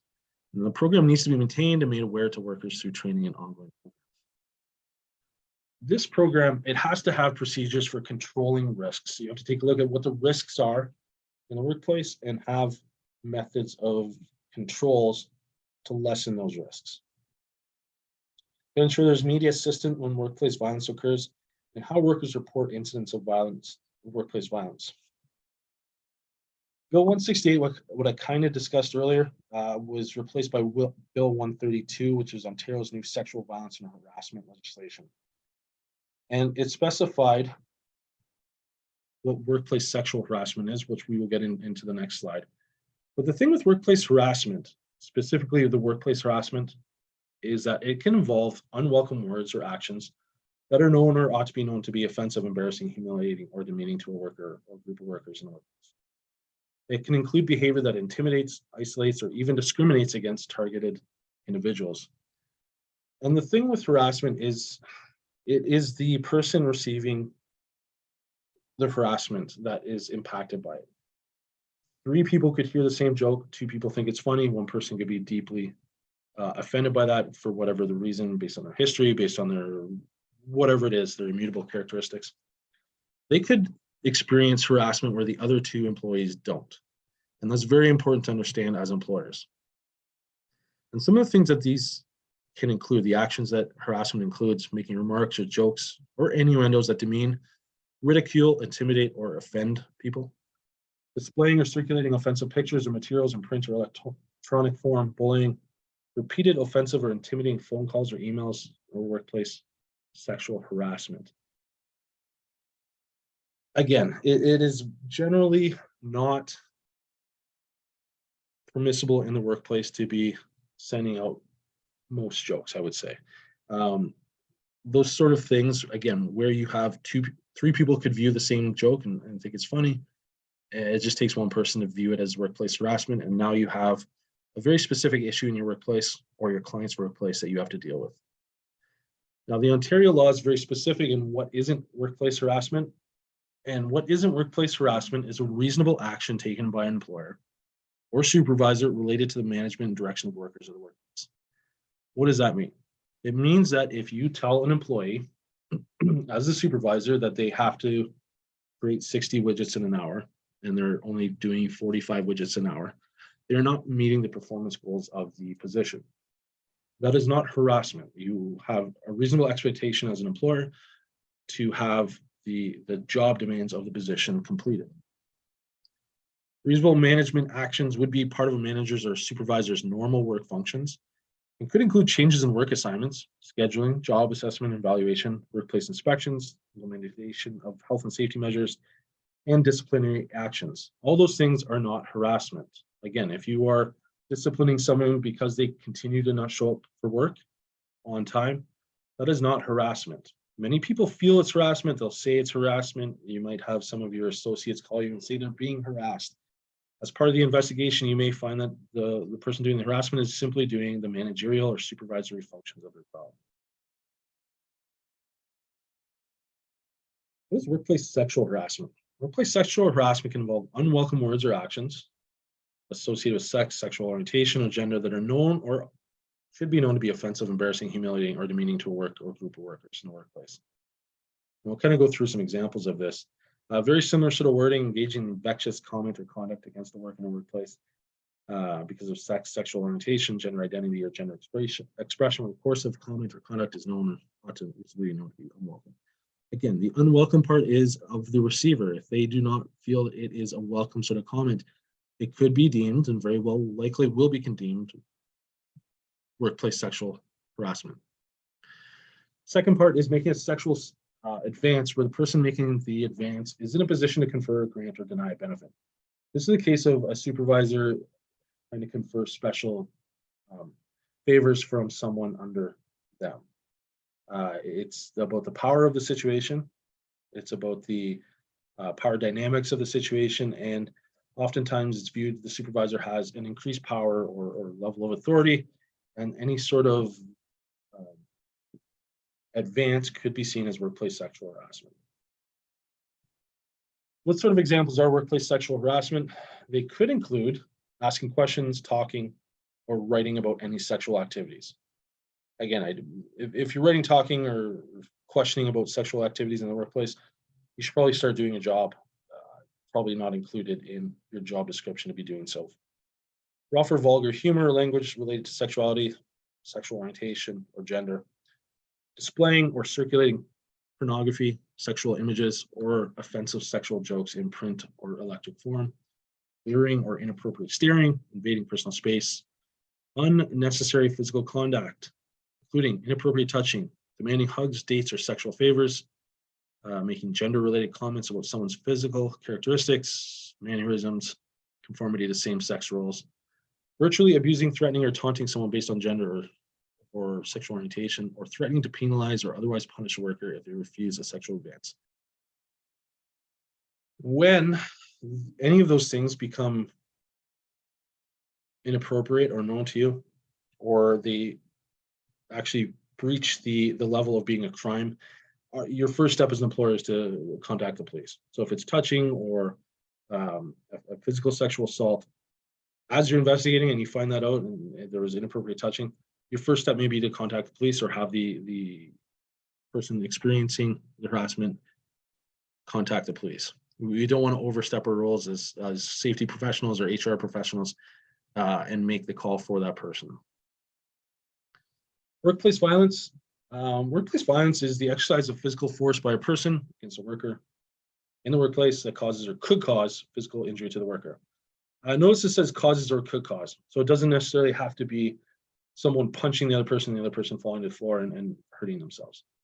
It could be, and I've seen a few cases of this where someone has thrown a shoe at a person, and while it did not necessarily injure the person, the act was meant to injure the person, and that person was disciplined and ultimately fired for it. It could be an attempt to exercise physical force against a worker in the workplace, cause physical injury to the worker. Lastly, it could be a statement or behavior. So it doesn't necessarily have to be a physical act of violence. It could be those sort of emails, that sort of leering, inappropriate spatial distance. Those sort of things could be deemed workplace violence depending on the situation behind it. It could be enough just to interpret it as a threat to exercise physical force against the worker in a workplace that could cause physical injury. So again, threatening someone to go out into the parking lot after their shift to fight them should be viewed, in most cases, I would think, as workplace violence. What sort of things are construed as workplace violence? Verbally threatening to attack a worker, leaving threatening notes or sending threatening emails, shaking a fist in a worker's face, wielding a weapon at work, hitting or trying to hit a worker, throwing an object at a worker, sexual violence against a worker, kicking an object at the worker when they're standing on a ladder or trying to run down a worker using a vehicle or equipment such as forklift. Again, physical violence, workplace violence is typically a little easier understood because there is a physicality towards it or there is a clear intent. Sometimes harassment is a lot harder to deal with as an employer, especially when you're dealing with third party. You do need to ensure, especially if you're in Ontario, you need to investigate any harassment complaints in the workplace. It's not enough just to take the information, you actually have to investigate and complete a full report to the person who feels they're being harassed. There are steps you need to take. You can't just do nothing when you are notified that there is harassment or violence in the workplace, even when it's a third-party workplace environment.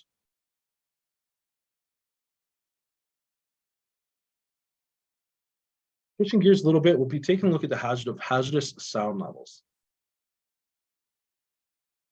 And hazardous sound levels, it's something we're starting to understand better now, especially as our population ages, where people were exposed for a number of years to too high of volume, especially in the workplace where you're exposed for 8 hours a day or 10 hours a day, or whatever it is you work.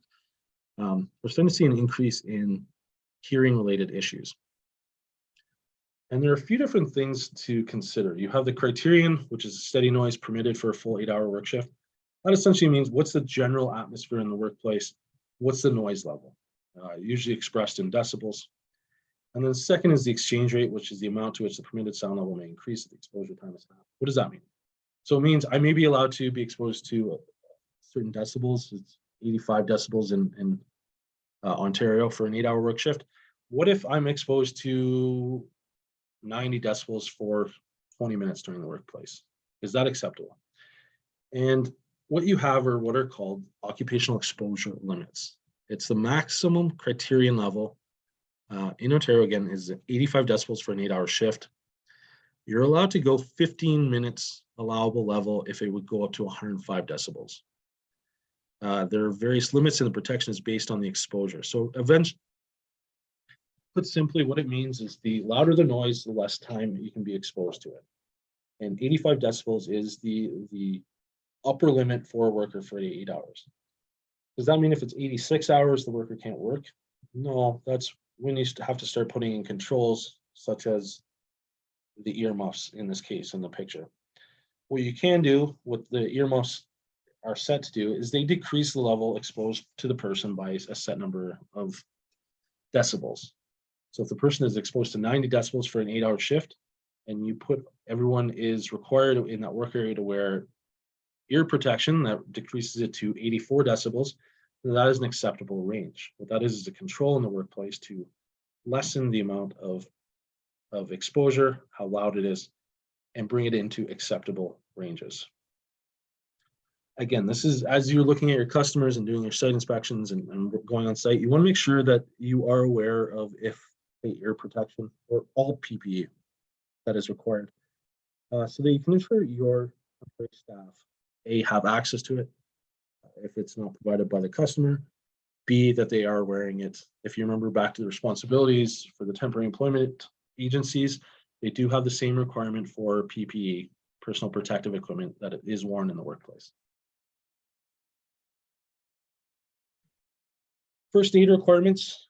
Every province has first aid requirements. I'm going to draw your attention that these are very specific to Ontario, at least with regards to the numbers presented. But essentially, employers must provide the following in the workplace. First aid equipment services has to be inspected quarterly. First aid stations must be easily accessible and near a worker has a valid first aid certificate. Same in every province. You have to have someone that's actually trained to issue first aid. Every province is slightly different. The provinces are moving towards a more harmonized system. Slowly, we're moving towards it. You have to have a notice board displaying first aid poster, first aid certificates, valid first aid certificates for qualified trained workers. There must be detailed records of all incidents and first aid treatment given. These are all very general in terms of what is needed, and most provinces have a very similar sort of thing. It gets a little different here. I will tell you if you're in a different province. This is strictly Ontario based in terms of what the numbers are. Training is required for workplaces with 6 or more workers. A standard first aid certificate is required. Every province has a slightly different what they call it, but it is based on the number of workers. If you are in a different province than Ontario, please look it up on your provincial. Generally, the Workers' Compensation Board will have that information. First aid stations are under the care of a worker, the valid first aid certificate. Basically, what that means is you have to have a first aid on all shifts, and you have to have them within an immediate area. They always say 2-minute walk. The person has to be within the area of where the first aid is. It makes no sense if the person is a delivery driver and they're not on the work premise. They will not be able to issue or assist with first aid. And CPR, I believe in all provinces now, it's a mandatory module. It's viewed as something that is absolutely critical to the first aid of a person if they experience an issue in the workplace. OSHA and critical injury. We kind of discussed this earlier. I will tell you that the idea of critical injury, as defined on this slide deck, is very specific to Ontario. Most provinces have a similar sort of thing if there is what's called a critical injury, and I'll tell you what that means in a second. There are very specific requirements that you have to do. I would recommend you read this and follow up on it, just because it is an important part of this module today. What is it? A critical injury is anything that places a life in jeopardy. It could produce unconsciousness. It could result in substantial loss of blood. They do not define what substantial loss of blood. The employer will have to make that decision and make sure that they can abide by that decision if the Ministry of Labor comes onto their worksite. Involves the fracture of a leg or arm, but not a finger or toe, so it has to be a long bone. Involves the amputation of a leg, arm, hand, or foot, but not a finger or toe. If it's 2 fingers or toes, then yes, it does meet the threshold of critical injury. Consists of burns to a major portion of the body. Again, unfortunately, it's not defined. The employer will have to make the decision as to whether or not they deem it a critical injury, and or it causes the loss of sight in an eye. Presumably, the way it's written, one eye is sufficient to be a critical injury. When a critical injury occurs, the employer must notify the Ministry of Labor inspector immediately by telephone and contact a member of the Joint Health and Safety Committee. Together, they must conduct a thorough investigation. Section 51 of the OSA requires that all critical injuries be investigated. The written report must be prepared and forwarded to the Ministry of Labor within 48 hours. What that means is obviously, it has to be investigated. If any of those injuries occur, it is going to be a WCB case anyways, and you will have to submit specific reports. If you're Ontario, you have to submit a report directly to the Ministry of Labor director within 48 hours, as well as notifying your Joint Health and Safety Committee. Some of the other provinces, it is simply enough to submit it to workers' compensation because the two entities are one, the labor side of it, as well as the health and safety side of it.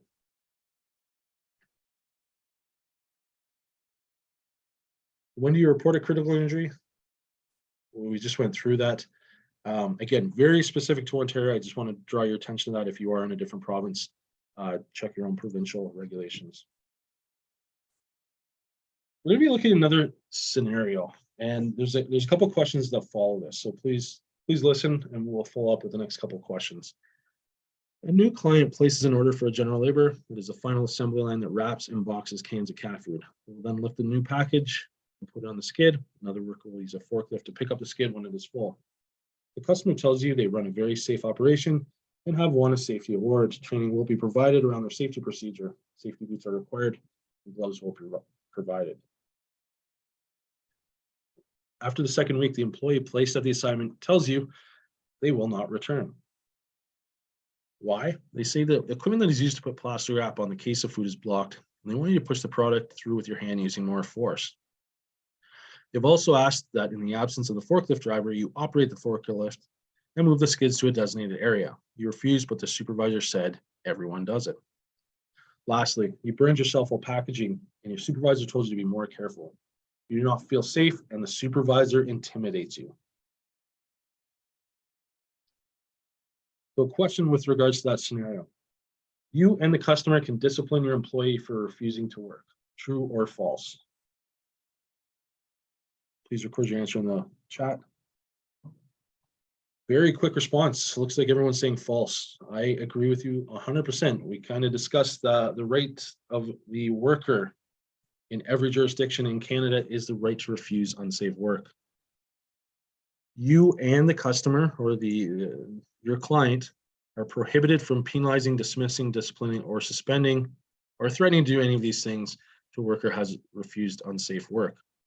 Ultimately, the worker is following their job protected rights under OSA for refusing unsafe work.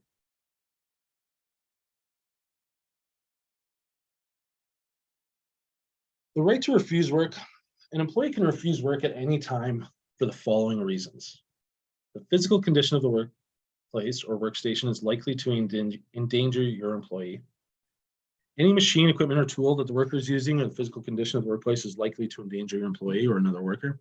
Workplace violence is present and is likely to endanger your employee. So if any one of those three conditions exist, the employee, if they feel the work is unsafe, they can refuse to do that work. So what can you do to ensure and support your workers when they uncover an unsafe work environment? The number one thing is to ensure the necessary training has undergone. Make sure you've notified your employees, your associates, or whatever you call your temporary workers of their basic rights, as we've done through today: right to know, right to participate, and right to refuse unsafe work. And make sure that the work site is inspected. So ultimately, what can happen is an employee can feel the work is unsafe. It doesn't necessarily mean the work is unsafe. It may mean their perception of that particular job is such that they feel it's unsafe. Another question, true or false? Will the employee, or sorry, the employee will not be paid while refusing to work. True or false?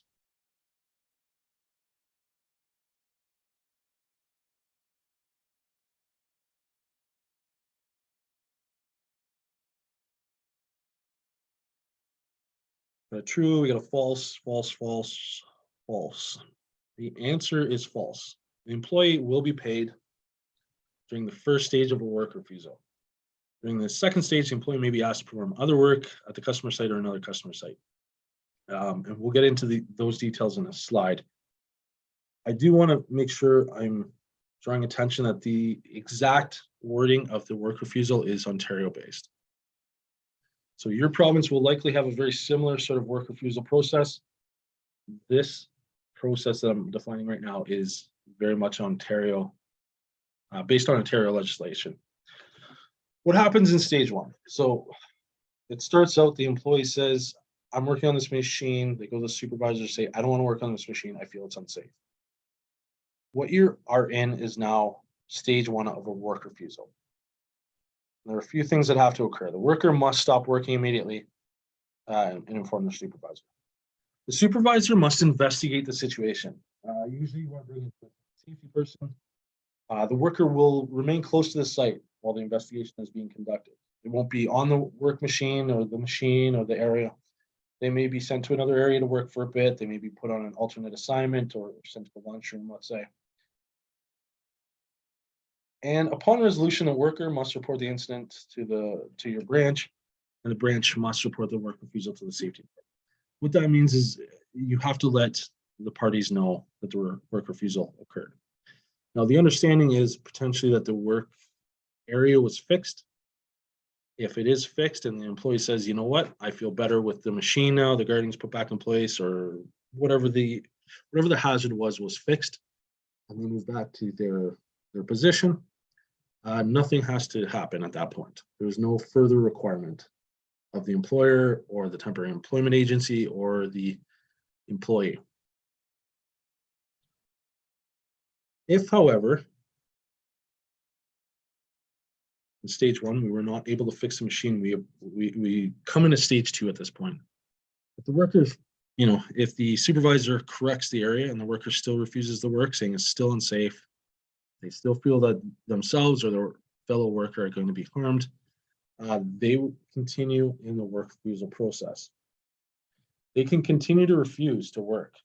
Generally, what you want to do is either find alternate work for that employee at that point.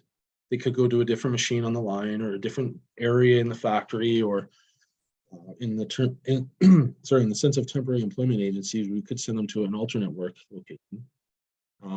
And that would be satisfied at that point. We'd be able to fix the scenario. And potentially what happens is sometimes an employee will be on a machine and they've never worked on that machine and they feel it's unsafe. It may not mean necessarily it's unsafe.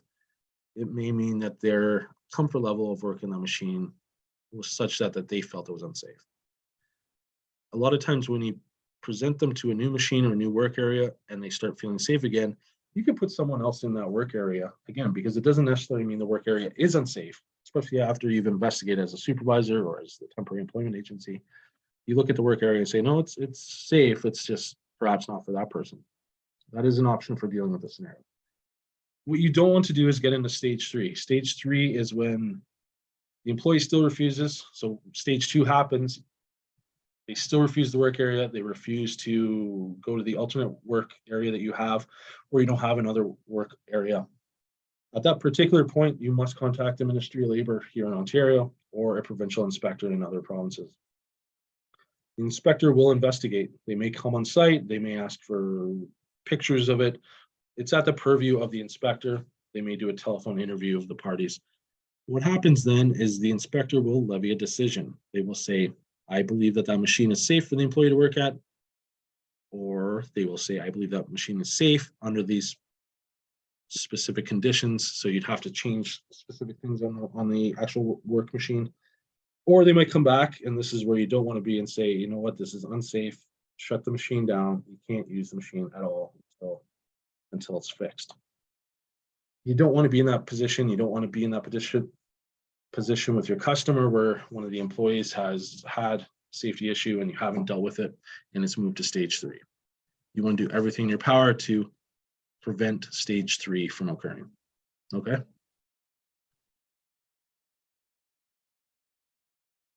We're going to move on to the next and final stage. We're going to start looking at the Provincial Compensation Act, specifically Workers' Compensation Act, and how it applies to our business.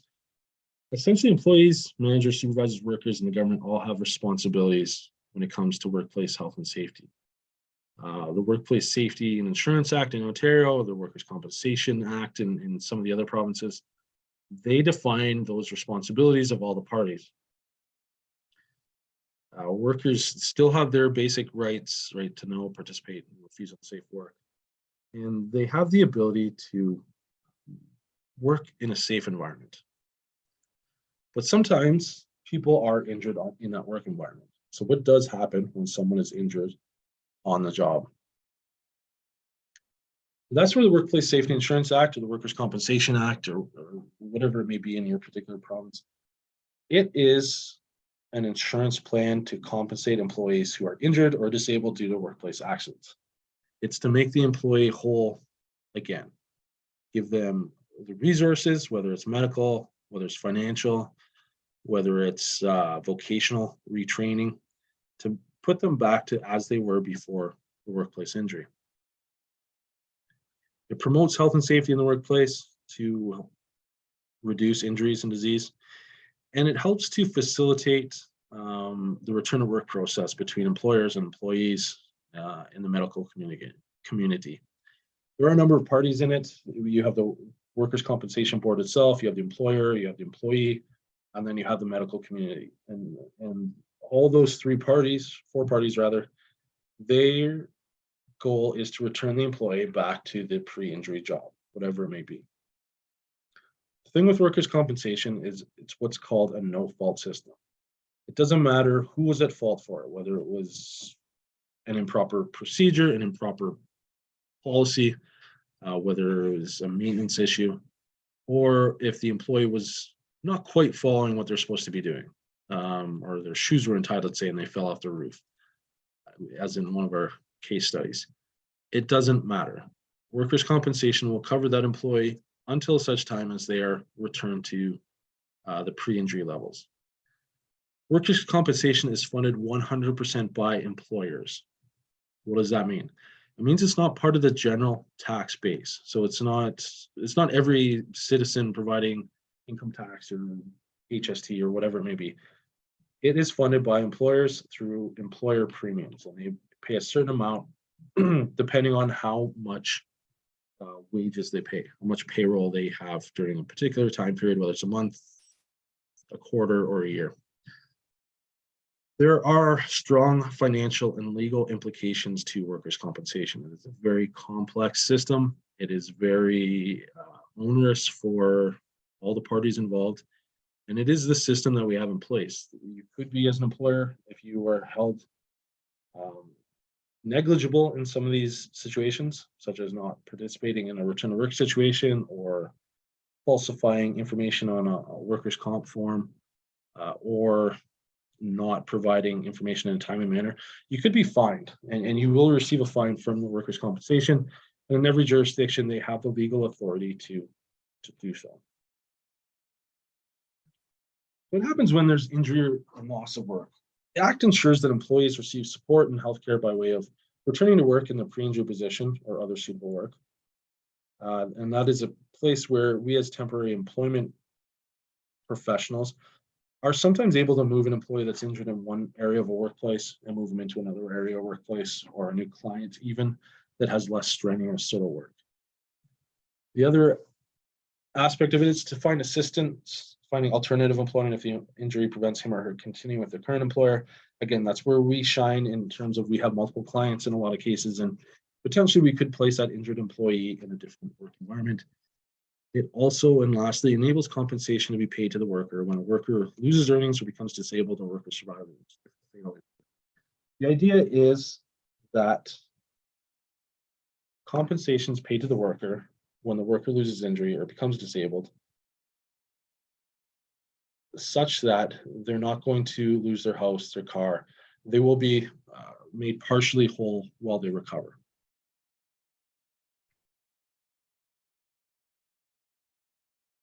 It is very important.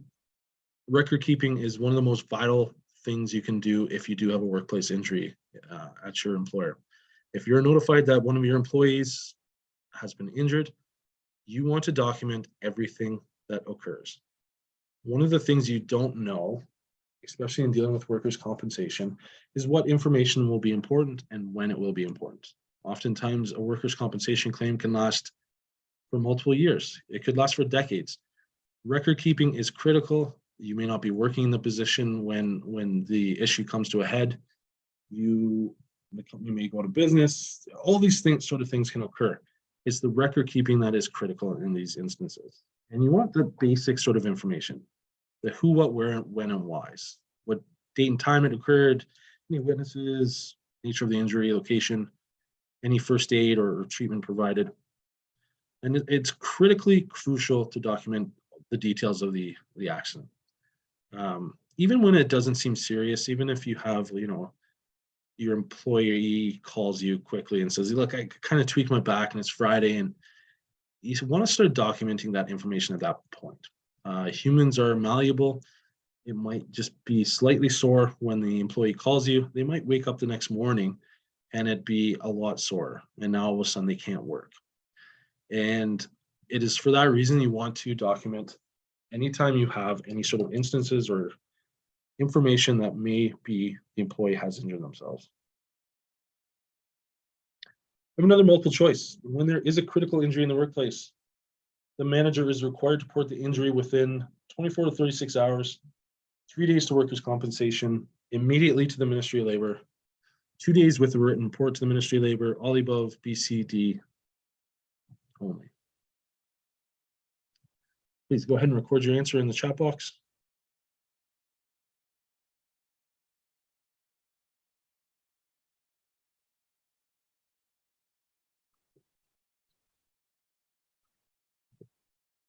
Got a couple coming in.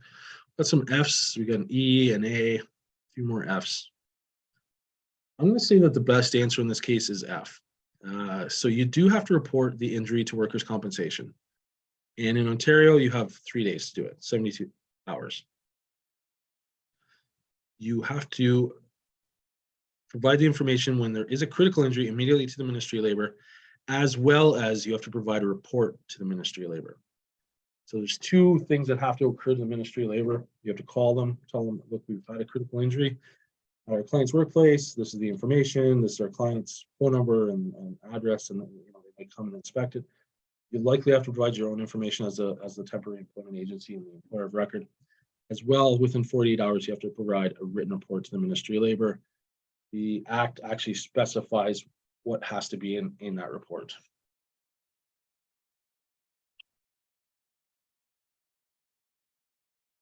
Reporting accidents. If an employee is absent from work and or requires healthcare as a result of the workplace, incident must be reported to WCB within 3 calendar days. Again, very Ontario specific, 72 hours in Ontario. And you have to report anytime the worker loses time from work. The day of the injury is not included. So if you are injured today and you return to work on your next scheduled shift, that is not lost time. And you wouldn't have to report that to the workers' compensation. Anytime your worker earns less than a regular day's pay, anytime the worker gets outside medical healthcare treatment. So if they lose any time or money, and if they go to the doctor, you have to report it to workers' compensation. You can wait on reporting the incident up to 7 days if the worker receives modified work at full pay. So if the worker, what does that mean? If the worker injures themselves and you can alter the general details of the position, maybe make it a bit less, change the duties for less than 7 days, and no medical is provided, you can wait up to 7 days to report it to workers' compensation.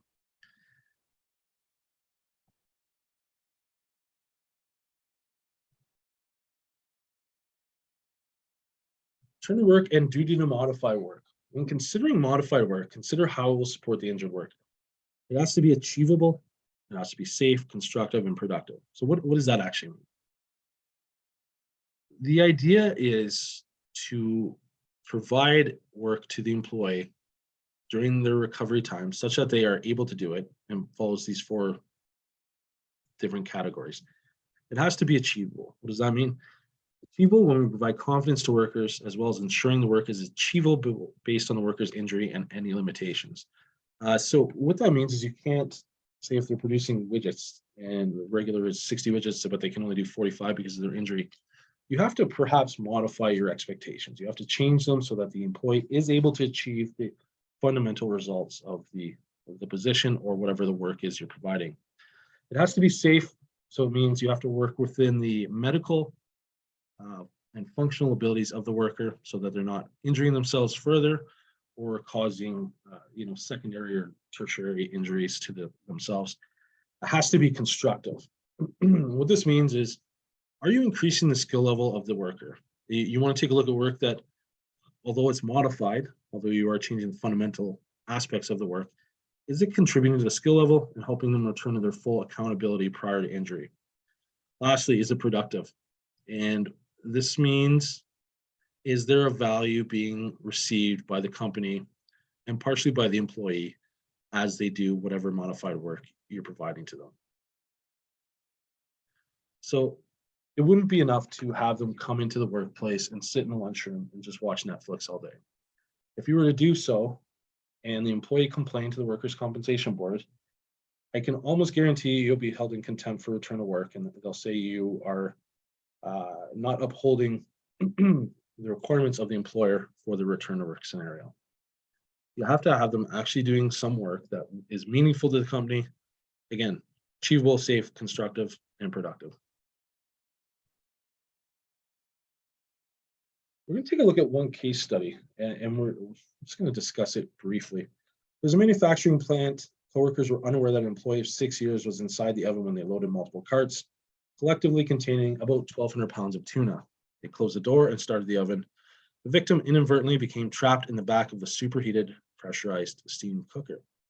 The process was 2 hours in duration and temperatures rose to 270 degrees. Charges were laid against the former safety manager and the director of plant operations and carry possible jail term. The company faces a fine of up to $1.5 million if convicted. Now, this example is from the States, but it is clearly a breakdown of some procedures at that customer where an employee was effectively cooked alive. And the reason this case study is pertinent is the declaration of the possible jail term. Canada has a very similar sort of approach where a company can be held liable criminally for safety crimes.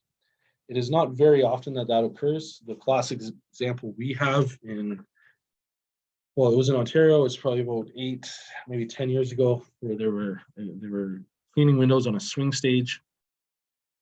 It's basically a big thing that goes up and down like a high-rise building. There was a number of workers, I believe 4, and the swing stage broke. It's Christmas Eve. The swing stage broke. One person had fall arrest equipment on, and they survived. I believe 3 people died from that instance. And there was, again, it was a very significant sort of event. It occurred on Christmas Eve, so everyone was very aware of it. It was a very horrific sort of accident. And the result of that, it was investigated for years. I don't know if they're still going through it, but I think they're still going through parts of it. The company was charged criminally. So the directors of that company could go to jail. They were fined. The example of the swing stage, it wasn't sufficient for that many people. It was the incorrect swing stage. So when it fell apart, it was doing more work than it should have. And ultimately, with respect to workers' compensation, the employees, because they died on the job, and the other one, the fourth member, was injured, all of those persons would have received workers' compensation benefits. So even if you die on the job, you do receive workers' compensation benefits. Depending on the age of your children and your spouse, they could receive benefits on your behalf, even in death. And the person injured, they would have gone through the return to work process, and hopefully by this point they're made whole, both in financially and physically. So the example is not to provide a very, it's a horrific example, both examples given, but the idea is the employer is responsible to maintain the safety, both mechanically of the equipment, and when they don't do so, they will be held liable by the Workers' Compensation Board, as well as potentially the Ministry of Labor for their infractions to OSHA.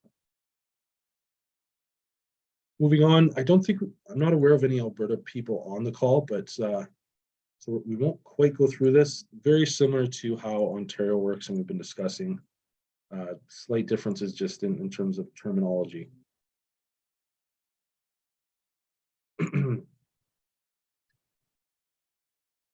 What we have here, and you will receive a copy of the presentation, are some links for learners. These ones are of the provincial compensation boards in Canada. So each one of the jurisdictions, it doesn't include the federal, it doesn't include federal. Great example, if you're looking for some safety information, BC is top notch. They have a lot of videos. They consistently put out really good safety information. So if you're looking for some training or so forth for your employees, even though it's BC based, a lot of it is fairly standardized. Safety is pretty similar across the board across Canada. But take a look at your own province if you are in a different province.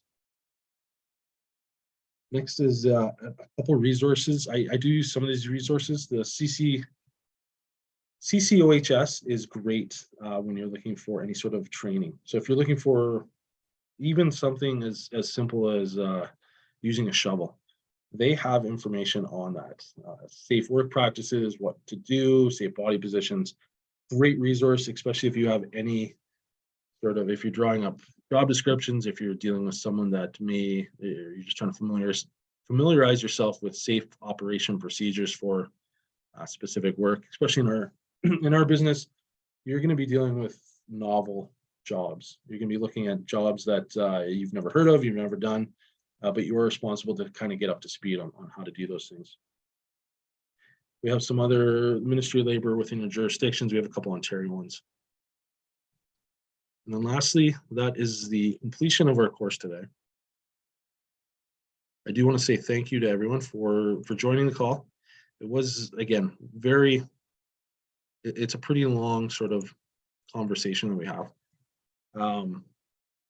If you have any questions and don't want to raise it in this forum, please just bring it forth to ACSESS. ACSESS will provide the information or kind of guide you in the right area. Whether they direct you to myself or they have other resources, health and safety associations and whatnot that can likely provide the information you need. I do want to say again, thank you. I wish you the best of luck as you write your exam. I hope all of you are very successful as you write the CPC. And again, I think it's a very good course, and your employer providing you in the course to get the certification is a very positive thing. So anyways, thank you very much. Hope you have a good day. Thanks, Dave. Thank you. Dave. Thanks, Dave. Thanks, Dave.